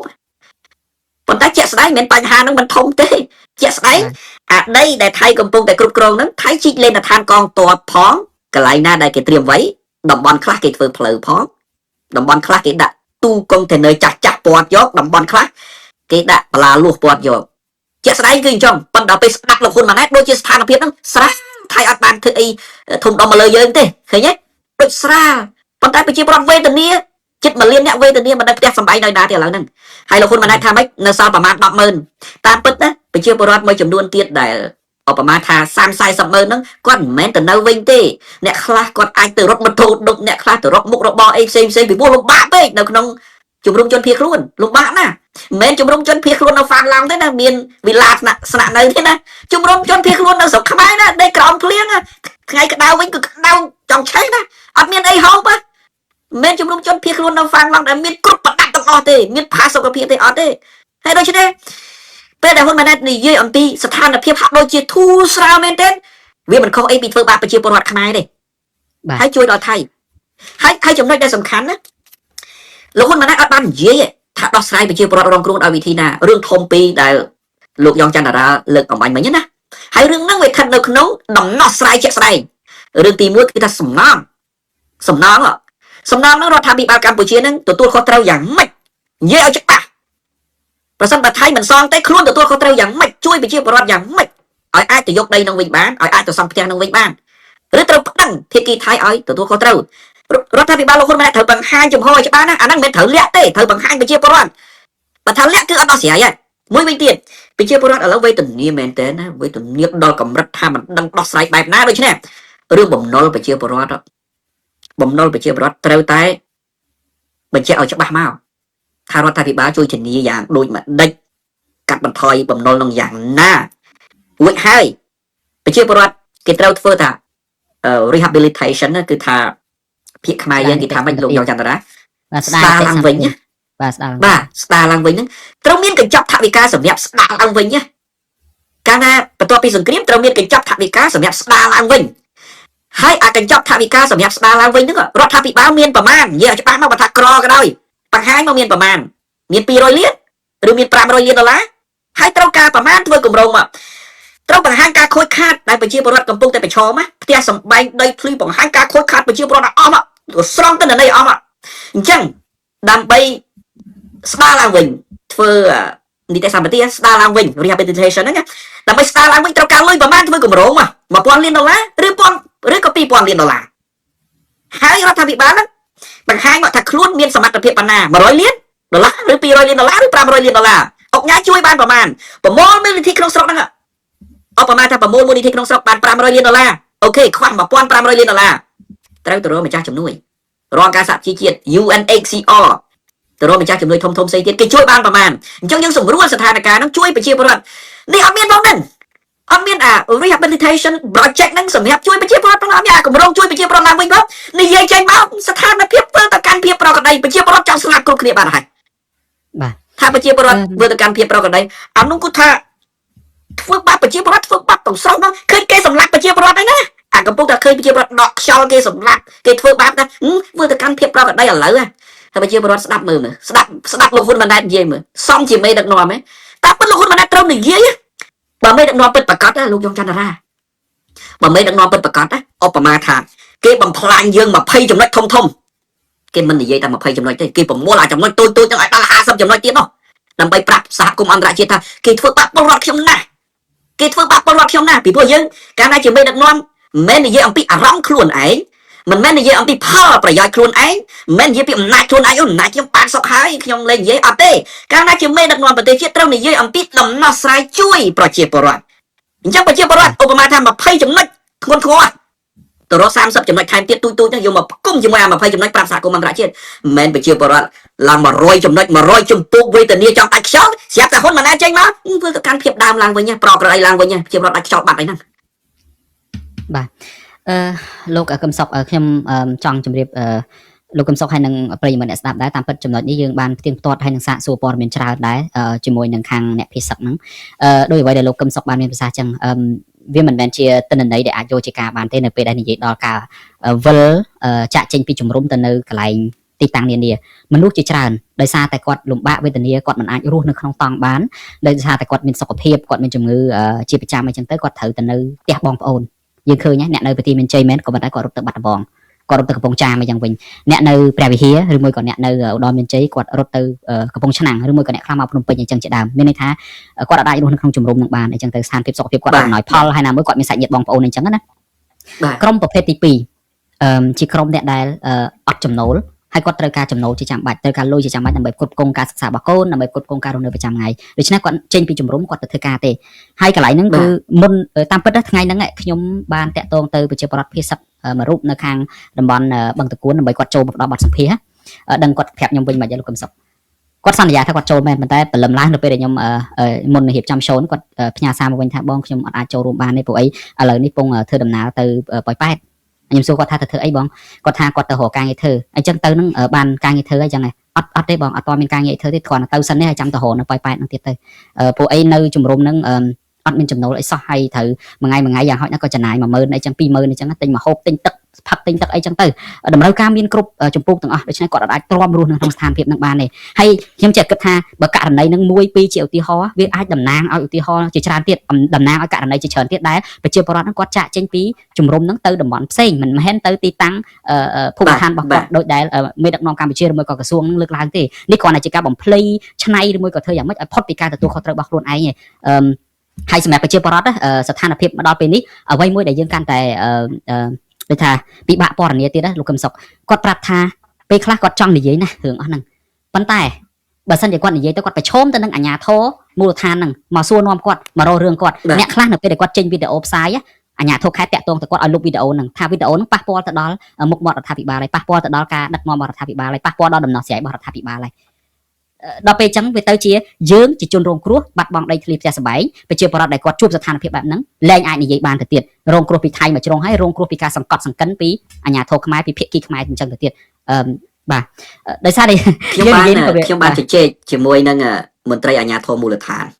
2 3នាក់ដែរបាទគាត់ប្រាប់ខ្ញុំត្រង់គាត់ថាម៉េចគាត់ថាប្អូនការងារបច្ចុប្បន្នរបស់មន្ត្រីអាជ្ញាធរមូលដ្ឋានណាជាការងារដែលមេដឹកនាំគេសរសើរថាល្អបំផុតគឺមិនមែនជួយប្រជាពលរដ្ឋរងគ្រោះទេអ្នកដែលមេដឹកនាំខាងលើរបស់គេនោះហ៊ុនសែនហ៊ុនម៉ាណែតហ្នឹងសរសើរថាល្អបំផុតគឺមន្ត្រីរាជការថ្នាក់ក្រោមទាំងឡាយណាអាជ្ញាធរទាំងឡាយណាដែលទៅសម្លុតប្រជាពលរដ្ឋមិនឲ្យនិយាយស្ដីពីការពិតនិងការជឿចាប់របស់ប្រជាពលរដ្ឋ អ្នកណាមានសមត្ថភាពទៅសម្លុតប្រជាពលរដ្ឋបានអ្នកនោះគឺជាបុគ្គលដែលរដ្ឋាភិបាលលោកហ៊ុនម៉ាណែតយល់ថាមានសមត្ថភាពមិនអ្នកជួយប្រជាពលរដ្ឋទេដូច្នេះស្ថានភាពហ្នឹងវាអាក្រក់មែនទែនណាហើយដូចលោកយ៉ងច័ន្ទតារាមានប្រសាសន៍អញ្ចឹងទិន្នន័យមួយចំនួនអ្នកដែលចេញពីជំរំជនភៀសខ្លួនហ្នឹងគាត់ទៅនៅខេត្តឆ្ងាយទៅទៀតមិនហ៊ាននៅខេត្តជិតទេបាទទៅដល់ខេត្តតាកែវទៅដល់ខេត្តកំពតមិនមែនកំពតនៅក្បែរកោះកុងអីទេកំពតក្បែរតាកែវអីនៅទៀតគឺទៅឲ្យឆ្ងាយតែម្ដងហើយនេះគឺជាទម្លាប់ដែលរដ្ឋាភិបាលលោកហ៊ុនម៉ាណែតរុញឲ្យប្រជាពលរដ្ឋចេញតាមពិតគេមានមធ្យោបាយមួយគេមានយុទ្ធនាការរបស់គេមួយទៀតគឺទៅប្រាប់ប្រជាពលរដ្ឋឲ្យចេញពីជំរំហ្នឹងតែម្ដងណាប្រាប់ប្រជាពលរដ្ឋឲ្យចេញពីជំរំហ្នឹងទៅរស់នៅជាមួយបងប្អូនទៅផ្ញើខ្លួនជាមួយបងប្អូនទៅ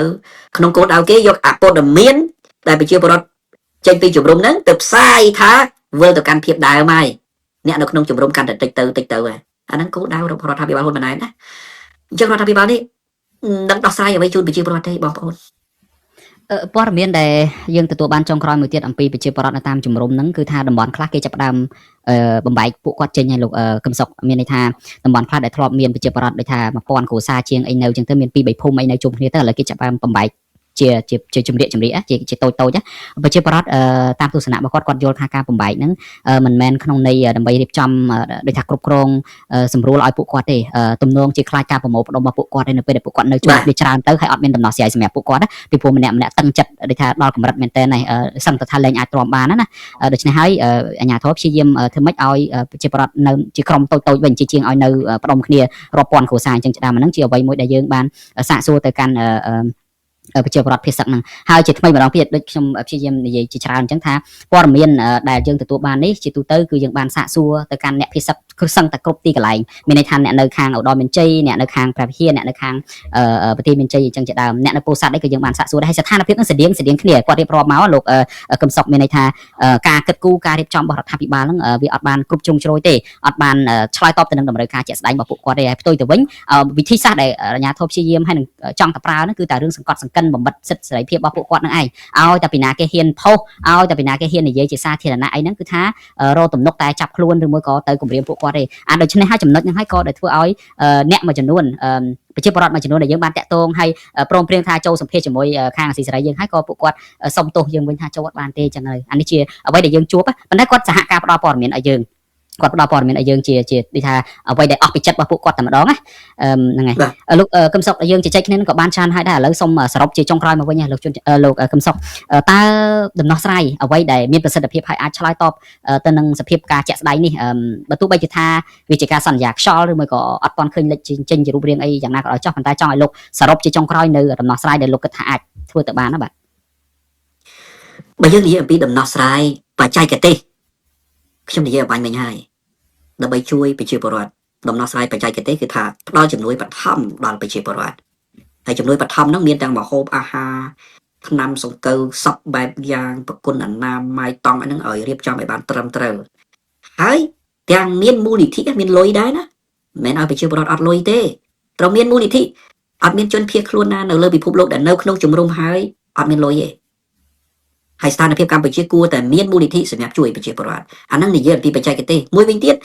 បើនិយាយអំពីបច្ចេកទេសគឺយើងត្រូវតែមានគម្រោងសម្រាប់ស្ដារឡើងវិញដល់ប្រជាពលរដ្ឋហើយគម្រោងស្ដារឡើងវិញនេះគឺមានច្រើនណាចំណាយលុយសម្រាប់ប្រជាពលរដ្ឋបណ្ដុះបណ្ដាលប្រជាពលរដ្ឋបណ្ដុះបណ្ដាលយុវវ័យកុមារបរិញ្ញាពួកគាត់ឲ្យបានត្រឹមត្រូវនៅពេលដែលពួកគាត់នៅក្នុងជំរំមិនមែនបោះបង់ពួកគាត់ចោលទេបណ្ដុះបណ្ដាលហើយដល់យុវវ័យហើយដល់បរិសុទ្ធស្ត្រីដែលអត់ការងារធ្វើហើយត្រូវមានមូលនិធិសម្រាប់ជួយពួកគាត់ដើម្បីឲ្យពួកគាត់ធ្វើមុខរបរអាហ្នឹងទើបអាចជាសេចក្តីសង្ឃឹមឥឡូវពួកគាត់ហ្នឹងគឺអស់មែនទេហើយមិនដឹងថាទៅពឹងអ្នកណាទេហើយបើរដ្ឋាភិបាលនៅតែអញ្ចឹងគឺពឹងអត់កើតទេរដ្ឋាភិបាលហ្នឹងគឺយើងពឹងមិនកើតទេហើយចំណុចសំខាន់ជាច្រើនទៀតរដ្ឋាភិបាលមិនមែនទៅនិយាយតែត្រឹមតែថាបានធ្វើហើយប៉ុន្តែមិនហ៊ានបង្ហាញបានធ្វើហើយមិនបង្ហាញមានន័យថាអត់ធ្វើទេអានោះនិយាយឲ្យច្បាស់អញ្ចឹងតែម្ដងទៅប្រាប់ប្រជាពលរដ្ឋថាតើអាគម្រោងជួយប្រជាពលរដ្ឋឡើងវិញនេះជួយដល់របៀបណាជួយនៅឯណាប្រាប់ឲ្យច្បាស់ណាជួយប្រជាពលរដ្ឋនៅឯណា កន្លែងថ្មីដីថ្មីជួយរបៀបណាស្ថាបនារបៀបណាហើយទៅយកផ្ទះសម្បែងនិងដីធ្លីប្រជាពលរដ្ឋមកវិញដោយវិធីណានិយាយច្បាស់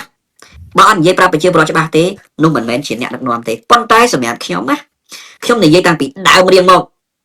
ខ្ញុំស្ទើរតែលេចចង់និយាយអំពីបច្ចេកទេសហើយអញ្ចឹងបានជាលោកយ៉ងចន្ទរាសួរអំពីបច្ចេកទេសខ្ញុំនិយាយមិនសូវជាក្បោះក្បាយទេពីព្រោះដើម្បីអាចនិយាយអំពីបច្ចេកទេសបានព្រោះតែមេដឹកនាំនយោបាយហ្នឹងសុចរិតចំពោះប្រជាពលរដ្ឋបានអ្នកបច្ចេកទេសទៅធ្វើបានកាលណាមេដឹកនាំនយោបាយអត់សុចរិតហើយមិនជួយហើយអ្នកបច្ចេកទេសទៅធ្វើអីពីព្រោះមធ្យោបាយសម្រាប់ធ្វើគឺមេដឹកនាំផ្ដល់ឲ្យបើមេដឹកនាំមិនផ្ដល់ឲ្យផងមិនផ្ដល់ឱកាសឲ្យរៀបគម្រោងផងហើយអ្នកបច្ចេកទេសទោះបីចេះប៉ុណ្ណាក៏ដោយចេះប៉ុណ្ណាក៏មិនដឹងធ្វើយ៉ាងម៉េចដែរខ្ញុំឧទាហរណ៍មួយឧទាហរណ៍ថាអ្នកបច្ចេកទេសខាងកិច្ចការព្រំដែនលោកឡាំស្អីឈ្មោះឡាំជាលោកឡាំជាគាត់មិនមែនអន់ទេណាគាត់មានសមត្ថភាពក៏ប៉ុន្តែអ្នកដឹកនាំនយោបាយខាងលើហ៊ុនសែនហ៊ុនម៉ាណែតនៅក្រោមឥទ្ធិពលថៃផងក្រោមឥទ្ធិពលវៀតណាមផងធ្វើអីមិនកើតផងហ្នឹងអញ្ចឹងលោកឡាំជានឹងគាត់ចេះប៉ុណ្ណាក៏គាត់មិនអាចទៅចរចារឿងកិច្ចការព្រំដែនបានដែរឃើញទេអញ្ចឹងរឿងបច្ចេកទេសនេះវាអាស្រ័យទៅលើមេដឹកនាំតែមេដឹកនាំខ្លាំងហើយអ្នកបច្ចេកទេសប្រមូលមកខ្លាំងមិនចេះខ្វះទេដូច្នេះខ្ញុំនិយាយតាំងពីដើមរៀងមកដោះស្រាយបញ្ហាយើងហ្នឹងណាដោះស្រាយមិនចេញទេក្រៅតែពីដូររដ្ឋាភិបាលក្រុមគ្រួសារហ៊ុននឹងចេញហើយខ្ញុំធ្លាប់បាននិយាយ7ចំណុចអីណោះលោកយ៉ងចន្ទរាតែលោកខ្ញុំអត់មានពេលនឹងនិយាយខ្ញុំសូមបញ្ជាក់តែបន្តិចចុះខ្ញុំធ្លាប់និយាយដល់7ចំណុចនោះនិយាយតាំងពីខែធ្នូឆ្នាំ2025ណាពាក់កណ្ដាលខែធ្នូឆ្នាំ2025ខ្ញុំថាប្រសិនបើមុននឹងទៀតតាមពិតទៅមុននឹងរាប់ខែទៀតប្រសិនបើមិនដកអំណាចក្រុមគ្រួសារហ៊ុនចេញទេណាគ្មានបញ្ហាអ្វីដែលដោះស្រាយចេញឡើយ7រឿងទី1បើមិនដកក្រុមគ្រួសារហ៊ុនចេញទេសង្គ្រាមដែលថៃឈ្លានពានកម្ពុជានៅតែឈ្លានពានដដែលទេគ្រាន់តែតាក់តិចក្តៅតិចដូចយើងឃើញចឹងថៃអត់ឈប់ឈ្លានពានឡើយទី2ថៃឈប់បាញ់ឬក៏បន្ថយការបាញ់ប៉ុន្តែនៅតែឈ្លានពានកាលណារដ្ឋាភិបាលលោកហ៊ុនម៉ាណែតហ្នឹងបើកដៃឲ្យថៃចូលមកយកដីខ្មែរតាមចិត្តធ្វើតាមចិត្តនៅលើដីខ្មែរហើយដូចយើងឃើញទេអាហ្នឹងទី2ទី3កាលណាមិនបដូររដ្ឋាភិបាលក្រុមគ្រួសារហ៊ុនចេញទេណាអត់មានអាណាប្តឹងទៅតុលាការយុតិធធម៌អន្តរជាតិទៅតុលាការព្រហ្មទណ្ឌអន្តរជាតិដើម្បីរកយុត្តិធម៌ជូនប្រជាពលរដ្ឋខ្មែរនិងការពារទឹកដីនៃប្រទេសកម្ពុជាឡើយក៏គ្មានអាណាប្រើកិច្ចព្រមព្រៀងសន្តិភាពទីក្រុងប៉ារីសដើម្បីការពារសុវត្ថិភាពទឹកដីនៃប្រទេសកម្ពុជាដែរទី4បើកាលណាមិនដូររដ្ឋាភិបាលហ៊ុនម៉ាណែតនឹងចេញទេវៀតណាមកាន់តែក៏ឃ្លឿនថែមទៀតហើយយើងឃើញហ្នឹងតូលឹមមកប្រវត្តិសាស្ត្រយើងឃើញហើយកាលណាវៀតណាមយកថៃក៏យកកាលណាថៃយកវៀតណាមក៏យកឧទាហរណ៍ថៃយក31ខេត្តនៅម្ដុំសរិនខ្មែរលើវៀតណាមយក21ខេត្តកម្ពុជាក្រោមពេលវៀតណាមយកកោះត្រល់ចង្កោមកោះក្រចកសេះថៃយកកោះគុតពេលវៀតណាមយកដែនសមុទ្រ 30000 គីឡូម៉ែត្រការ៉េថៃយក 30000 គីឡូម៉ែត្រការ៉េដែរហើយឥឡូវឃើញហើយពេលដែលវៀតណាមព្រមព្រៀងចង់យក4ខេត្តរតនគិរីមណ្ឌលគិរីក្រចេះស្ទឹងត្រែងថៃវាយពីខាងលិចមកហើយលោកហ៊ុនសែនផ្ដល់នៅលេសឲ្យថៃវាយទៀតតាមរយៈជំនួសហ៊ុនសែនថាស៊ីណុងឃើញទេហើយដូច្នេះគ្មានអ្នកណាទប់ស្កាត់បានទេកាលណារដ្ឋាភិបាលក្រុមគ្រួសារហ៊ុននៅកាន់អំណាចតើតែយើងមានរដ្ឋាភិបាលប្រកាសបជារបស់ប្រជាពលរដ្ឋបានដោះស្រាយបញ្ហាបានទី5បើរដ្ឋាភិបាលក្រុមគ្រួសារហ៊ុននៅកាន់អំណាចអត់មានអ្នកណាកំចាត់អ ுக ្រិតកម្មឆ្លងដែនអន្តរជាតិទេក្រុមគ្រួសារហ៊ុននៅតែជាមេបណ្ដាញអ ுக ្រិតកម្មឆ្លងដែនអន្តរជាតិដដែលហើយរឿងហ្នឹងនឹងធ្វើឲ្យកម្ពុជាជួបវិបត្តិសេដ្ឋកិច្ចធំកម្ពុជានឹងអាចរអិលទៅដល់ប្រទេសដែលគេដាក់នៅក្នុង blacklist ឬក៏បញ្ជីខ្មៅយ៉ាងស្រាលបំផុតបញ្ជីប្រភេទកម្រិតធ្ងន់ក្នុងការចរាចរណ៍ហិរញ្ញវត្ថុអន្តរជាតិអញ្ចឹងប្រជាពលរដ្ឋខ្មែរក្រលហេមលហាមភាសវេទនាហើយសេដ្ឋកិច្ចដួលរលំទៀតដោះស្រាយអត់ចេញទេបើរដ្ឋាភិបាលក្រុមគ្រួសារហ៊ុននៅតែកាន់អំណាចទី6អត់មាននរណាដោះស្រាយបញ្ហាសេដ្ឋកិច្ចប្រជាពលរដ្ឋបានឡើយការងារប្រជាពលរដ្ឋសេដ្ឋកិច្ចគេចុះការងារប្រជាពលរដ្ឋបំណុលប្រជាពលរដ្ឋទូទាំងប្រទេសការឆបោកទូទាំងប្រទេសការឆបោកក្រុមហ៊ុនលេងចន្ទនាក្រុមហ៊ុនលេងដាវត្រាក្រុមហ៊ុនហ៊ីគឹមហុងមកប្រទេសរាប់ម៉ឺនគ្រួសារអត់មានអ្នកណាដោះស្រាយទេអយុត្តិធម៌ទាំងអស់ហ្នឹងហើយចុងក្រោយទី7អត់មានអ្នកណាដោះស្រាយស្ដារលទ្ធិប្រជាធិបតេយ្យកម្ពុជាទេបើអត់មានការស្ដារលទ្ធិប្រជាធិបតេយ្យកម្ពុជាណាអ្វីក៏ធ្លាក់នៅក្នុងរណ្ដៅមរណៈទាំងអស់សម្រាប់កម្ពុជាបងប្អូនចាំមើលអញ្ចឹងបានខ្ញុំបញ្ជាក់តាំងពីដើមមកថាត្រូវដកក្រុមគ្រួសារហ៊ុនប៉ុន្តែយើងមើលមិនឃើញអំពីវិបត្តិហ្នឹងជាមុនអ្នកខ្លះណាគាត់ថាពេលថៃកំពុងវាយនឹង mình trâu đọ trong cua sa hôn trên pìm này thế chúng ta ba mình đọ trong cua sa hôn trên pìm này thái đâu tao váy này thái đâu tao chuyên pìm này hai ba mình đọ trong cua sa hôn trên pìm này còn không biết là nào đang phải trang thái đây là làm như nào đang ngọn ăn miếng tê ta bất đó thái đã đọ rồi có tamยุទ្ធសាស្ត្ររបស់ថៃទេហើយតាមយុទ្ធសាស្ត្ររបស់ថៃក៏មិនខ្លាចក្រុមគ្រួសារហ៊ុនដែរក៏មិនខ្លាចរដ្ឋាភិបាលហ៊ុនមិនហេតុដែរថៃបារម្ភអំពីអ ுக ្រិតកម្មសង្គ្រាមដែលអន្តរជាតិចោទទេហើយមួយវិញទៀតថៃខ្លាចឥទ្ធិពលអន្តរជាតិដែរទេមិនមែនថាខ្លាចឥទ្ធិពលរដ្ឋាភិបាលហ៊ុនម៉ាណែតឡើយអញ្ចឹងមានន័យថាម៉េចទុករដ្ឋាភិបាលហ៊ុនម៉ាណែតទៅអីបើគ្មានឥទ្ធិពលក្នុងការទប់ស្កាត់ការឈ្លានពានរបស់ថៃផងហ្នឹងចុះបងប្អូនប្រយ័ត្នប្រយែងយ៉ាងមែនទែនហើយបងប្អូនយើងចេះតែច្រឡំពាក្យពេលខ្លះយើងប្រើពាក្យខុសដូចផ្ដល់ឱកាសឲ្យហ៊ុនសែនហ៊ុនម៉ាណែតបោកប្រាស់ចឹងឧទាហរណ៍ហ៊ុនសែនហ៊ុនម៉ាណែតកាត់ដីដូរសន្តិភាពពាក្យហ្នឹងខុសទាំងសងហ្មងណាមិនមែនហ៊ុនសែនហ៊ុនម៉ាណែតកាត់ដីដូរសន្តិភាពទេកាត់ដីដូរអំណាចបើសិនជាហ៊ុនសែនហ៊ុនម៉ាណែតកាត់ដីប្រមាណថាប្រមាណហត្តាបានសន្តិភាពអាហ្នឹងយើងចិត្តតែបិទភ្នែកទៅអូបានសន្តិភាពមែនប៉ុន្តែឥឡូវសួរបានសន្តិភាពទេមែនទេមិនបានសន្តិភាពទេពីព្រោះដើម្បីបានសន្តិភាពលុះត្រាតែប្រជាពលរដ្ឋខ្មែររស់នៅដោយគ្មានការភ័យខ្លាចទាំងអត់ខ្លាចថៃទាំងអត់ខ្លាចរដ្ឋាភិបាលហ៊ុនសែនហ៊ុនម៉ាណែតទាំងអត់ខ្លាចអាជ្ញាធរធ្វើបាបអានោះបានសន្តិភាពប៉ុន្តែឥឡូវបានសន្តិភាពទេអត់ទេមិនមែនកាត់ដីដើម្បីដូរសន្តិភាពទេកាត់ដីដូរអំណាចហ្នឹងមានន័យថាម៉េចឲ្យថៃចូលមកយកប្រមាណយកទៅកុំឲ្យតែទៅយកដល់ផ្ទះហ៊ុនសែនកុំឲ្យតែធ្វើឲ្យរលំអំណាចហ៊ុនសែនហ៊ុនម៉ាណែតឃើញទេគឺកាត់ដីដូរសន្តិភាពមិនមែនកាត់ដីដូរសំទោសគឺកាត់ដីដូរអំណាចមិនមែនកាត់ដីដូរសន្តិភាពទេហើយកាលណាយើងប្រើពាក្យកាត់ដីដូរសន្តិភាពកាត់ដីដូរសន្តិភាពវាដូចថាឥឡូវហ្នឹងយើងបាត់ដីខ្លះមែនប៉ុន្តែយើងបានសន្តិភាពឃើញទេវាដូចជួយសម្រួលឲ្យហ៊ុនសែនហ៊ុនម៉ាណែតអញ្ចឹងណាប៉ុន្តែមានបានសន្តិភាពពីណាមកអញ្ចឹងបងប្អូនប្រយ័ត្នប្រយែងយ៉ាងមែនទេរឿងអស់នេះប្រយ័ត្នចាញ់ថោករដ្ឋាភិបាលហ៊ុនម៉ាណែតបន្តទៀតណាអញ្ចឹងធ្វើបាបហើយមករដ្ឋាភិបាលហ៊ុនសែនហ៊ុនម៉ាណែតនេះធ្វើបាបបន្តទៀតណាអញ្ចឹងលោកកឹមសុខចង់ឲ្យដូរពាក្យសន្តិភាពនៅបរិបទស្រុកខ្មែរហ្នឹងដូរវាជាចងជាកសោហ្មងទៅហើយទាញមកទៅជាអំណាចតកូលហ៊ុនអញ្ចឹងយើងសន្តិភាពហ្នឹងប្រែក្លាយជាអំណាចតកូលហ៊ុនទាំងអស់អញ្ចឹងក្នុងបរិបទស្រុកខ្មែរពេលដែលយើងនិយាយរឿងអីមួយរឿងសន្តិភាពហ្នឹងគឺអំណាចតកូលហ៊ុនអញ្ចឹងឯងបាទអត់មានកាត់ដីដូរសន្តិភាពទេព្រោះអត់បានសន្តិភាពបាទបានតែអំណាចក្រុមគ្រួសារហ៊ុនហ្នឹងហើយអរគុណច្រើនមែនតើលោកកឹមសុខចំណុចដែលលោកជាយាមរៀបរាប់មកនេះខ្ញុំទទួលយល់ជាពិសេសក្នុងបរិបទបច្ចេកទេសនានាហ្នឹងលោកក៏មានជាអនុសាសន៍ជាច្រើនដែរក៏ប៉ុន្តែគ្រាន់អនុសាសន៍ហ្នឹងហាក់ដូចជាមិនអាចអនុវត្តទៅបានបើក្នុងករណីដែលក្រុមគ្រួសារតកូលហ៊ុនលោកហ៊ុនម៉ាណែតអីហ្នឹងនៅបន្តដឹកនាំប្រទេសកម្ពុជាហ្នឹងពីព្រោះថាអំណាចរបស់ក្រុមគ្រួសារគាត់អំណាចទ្រព្យសម្បត្តិមហាសាលរបស់ក្រុមគ្រួសារគាត់ហ្នឹងគឺវាធំធេងពេកដែលអត់អាចឲ្យពួកគាត់ហ្នឹងងាកមកគិតឲ្យដោះស្រាយបញ្ហាជាតិឈរលើឧត្តមប្រយោជន៍ជាតិដែលគាត់តែងតែអួតអាងក្តៅៗហ្នឹងនេះជាចំណុចដែលខ្ញុំចាប់អារម្មណ៍ហើយអាចថាប្រជាពលរដ្ឋក៏មើលឃើញដែរវាជាកំហុសប្រវត្តិសាស្ត្រមួយដ៏ធំដែលយើងមានឱកាសរើខ្លួនពីប្រទេសជិតខាងដែលចិញ្ចឹមហិច្ឆតាឈ្លានពានកម្ពុជាយើងហ្នឹងតាមរយៈកិច្ចព្រមព្រៀងក្រុងប៉ារីសអីហ្នឹងប៉ុន្តែម្ដងទៀតដោយសារតែអំណាចផ្ទាល់ខ្លួនអំណាចទ្រព្យសម្បត្តិរបស់គាត់វាធំធេងពេកធ្វើឲ្យគាត់ចុះឡើងដឹកនាំ20-30ឆ្នាំក្រោយមកនៅក្រោមឥទ្ធិពលរបស់ប្រទេសជិតខាងវិញដដែលអាហ្នឹងហើយជាកំហុសប្រវត្តិសាស្ត្រមួយដែលប្រជាពលរដ្ឋជាទូទៅអាចមើលឃើញទេបាទលោកយមចន្ទរាលោកមានប្រសាសន៍រឿងកំហុសប្រវត្តិសាស្ត្រខ្ញុំសូមនិយាយប្រមាណម៉ាត់ទៀតចុះបាទសូមជឿរឿងដែលហួសចិត្តបំផុតដែលហួសចិត្តបំផុតបងប្អូនពិចារណាមើលវាអត់ដែលមានប្រទេសណាមកឈ្លានពានប្រទេសមួយទៀតហើយឈ្លានពានមកសបាយយើងមើលក្រោមការដឹកនាំរបស់លោកហ៊ុនម៉ាណែតនេះកងទ័ពថៃចូលឈ្លានពានមកសបាយដាក់ទូកុងតេន័រចាស់ដាក់បលាលួសពាត់យកថតវីដេអូច្រៀងសបាយលេងហ្មងយកដីខ្មែរមកសបាយហ្មងខ្ញុំមិនដឹងថារដ្ឋាភិបាលហ្នឹងគេធ្វើអីនោះគេដឹកនាំប្រទេសដោយរបៀបណានោះខ្ញុំអត់យល់គេទេហ្មងមាននៅលើពិភពលោកមានអ្នកឈ្លានពានប៉ុន្តែការឈ្លានពាននោះឈ្លានពានដោយប្រយ័ត្នប្រយែងយកជីវិតទៅឈ្លានពានណាឧទាហរណ៍រុស្ស៊ីឈ្លានពានអ៊ុយក្រែនមិនមកសបាយយងទេវេទនាណារុស្ស៊ីឈ្លានពានអ៊ុយក្រែនណាប៉ុន្តែកងទ័ពថៃមកឈ្លានពានប្រទេសកម្ពុជាឈ្លានពានមកសបាយហើយលោកហ៊ុនសែនលោកហ៊ុនម៉ាណែតនិយាយសម្រួលថាអត់អីទេធ្វើទៅកាន់ភាពដើមវិញហើយអញ្ចឹងមួយវិញទៀតនៅពេលដែលកងទ័ពថៃឈ្លានពានមកសបាយចូលយកដីខ្មែរតាមចិត្តដាក់ទូកុងតេន័រចាស់ដាក់បលាក់លួសអីពាត់យកតាមតែគេចង់អញ្ចឹងណាកំហុសប្រវត្តិសាស្ត្រដ៏ធំមួយតែពិតច្រើនណាកំហុសប្រវត្តិសាស្ត្រដែលខ្ញុំកត់ទុកនឹងវាច្រើនណាប៉ុន្តែខ្ញុំនិយាយតែមួយដោយសារពេលវេលាបាទកាលណាថៃឈ្លានពានប្រទេសកម្ពុជាបានដីច្រើនអញ្ចឹងវាដូចជាលើកទឹកចិត្តពលរដ្ឋថៃហ្នឹងដែលមានគំនិតជាតិនិយមណា ឲ្យកាន់តែពុះកញ្ជ្រោលនឹងខ្លាំងខ្លាថែមទៀតឲ្យមើលឃើញថាអូការយកដីកម្ពុជាងាយអញ្ចឹងទេយកបានងាយអញ្ចឹងទេអញ្ចឹងពួកគេគ្រប់គ្រងការឈ្លានពាននឹងរហូតហើយលទ្ធផលឃើញទេអនុទានឈ្នះឆ្នោតឈ្លានពានឈ្នះឆ្នោត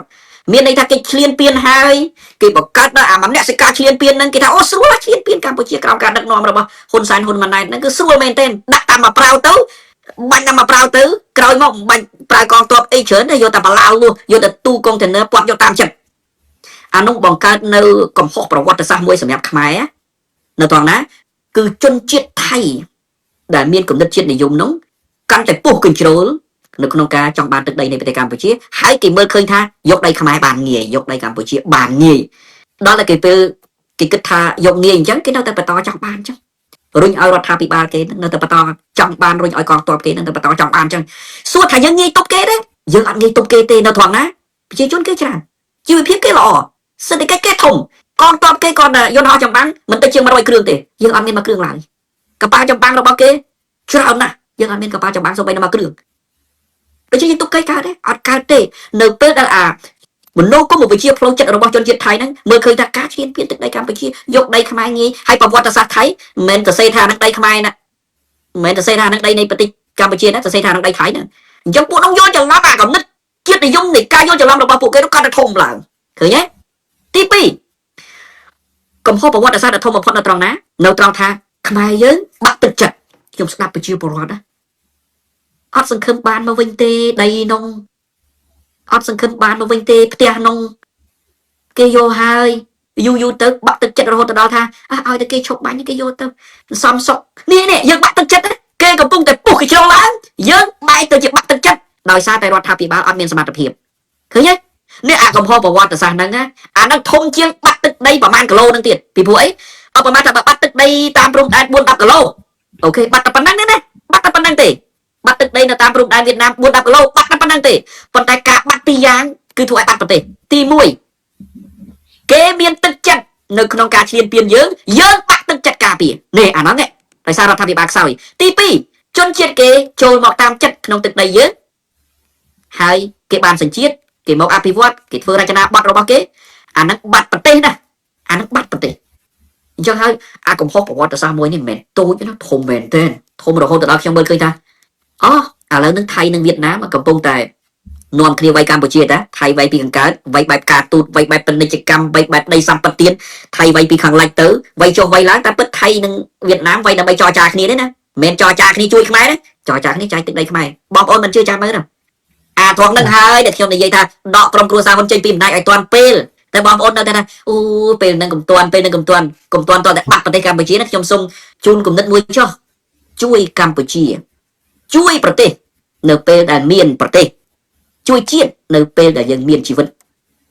ជួយប្រទេសនៅពេលដែលយើងមានប្រទេសពីព្រោះកាលណាបាត់ប្រទេសទៅយើងមិនដឹងទៅជួយដល់វិធីណាទេជួយជាតិនៅពេលដែលយើងមានជីវិតកាលណាយើងបាត់ជីវិតទៅអូខេមាននៅសល់តែទ្រឹស្ដីហ្នឹងអូខ្ញុំនិយាយមាននៅសល់តែទ្រឹស្ដីហ្នឹងលោកបណ្ឌិតកែមលេងនិយាយគាត់នៅសល់តែទ្រឹស្ដីហ្នឹងប៉ុន្តែយើងមិនបានជួយជាក់ស្ដែងទេអញ្ចឹងជួយជាតិនៅពេលដែលយើងនៅមានជីវិត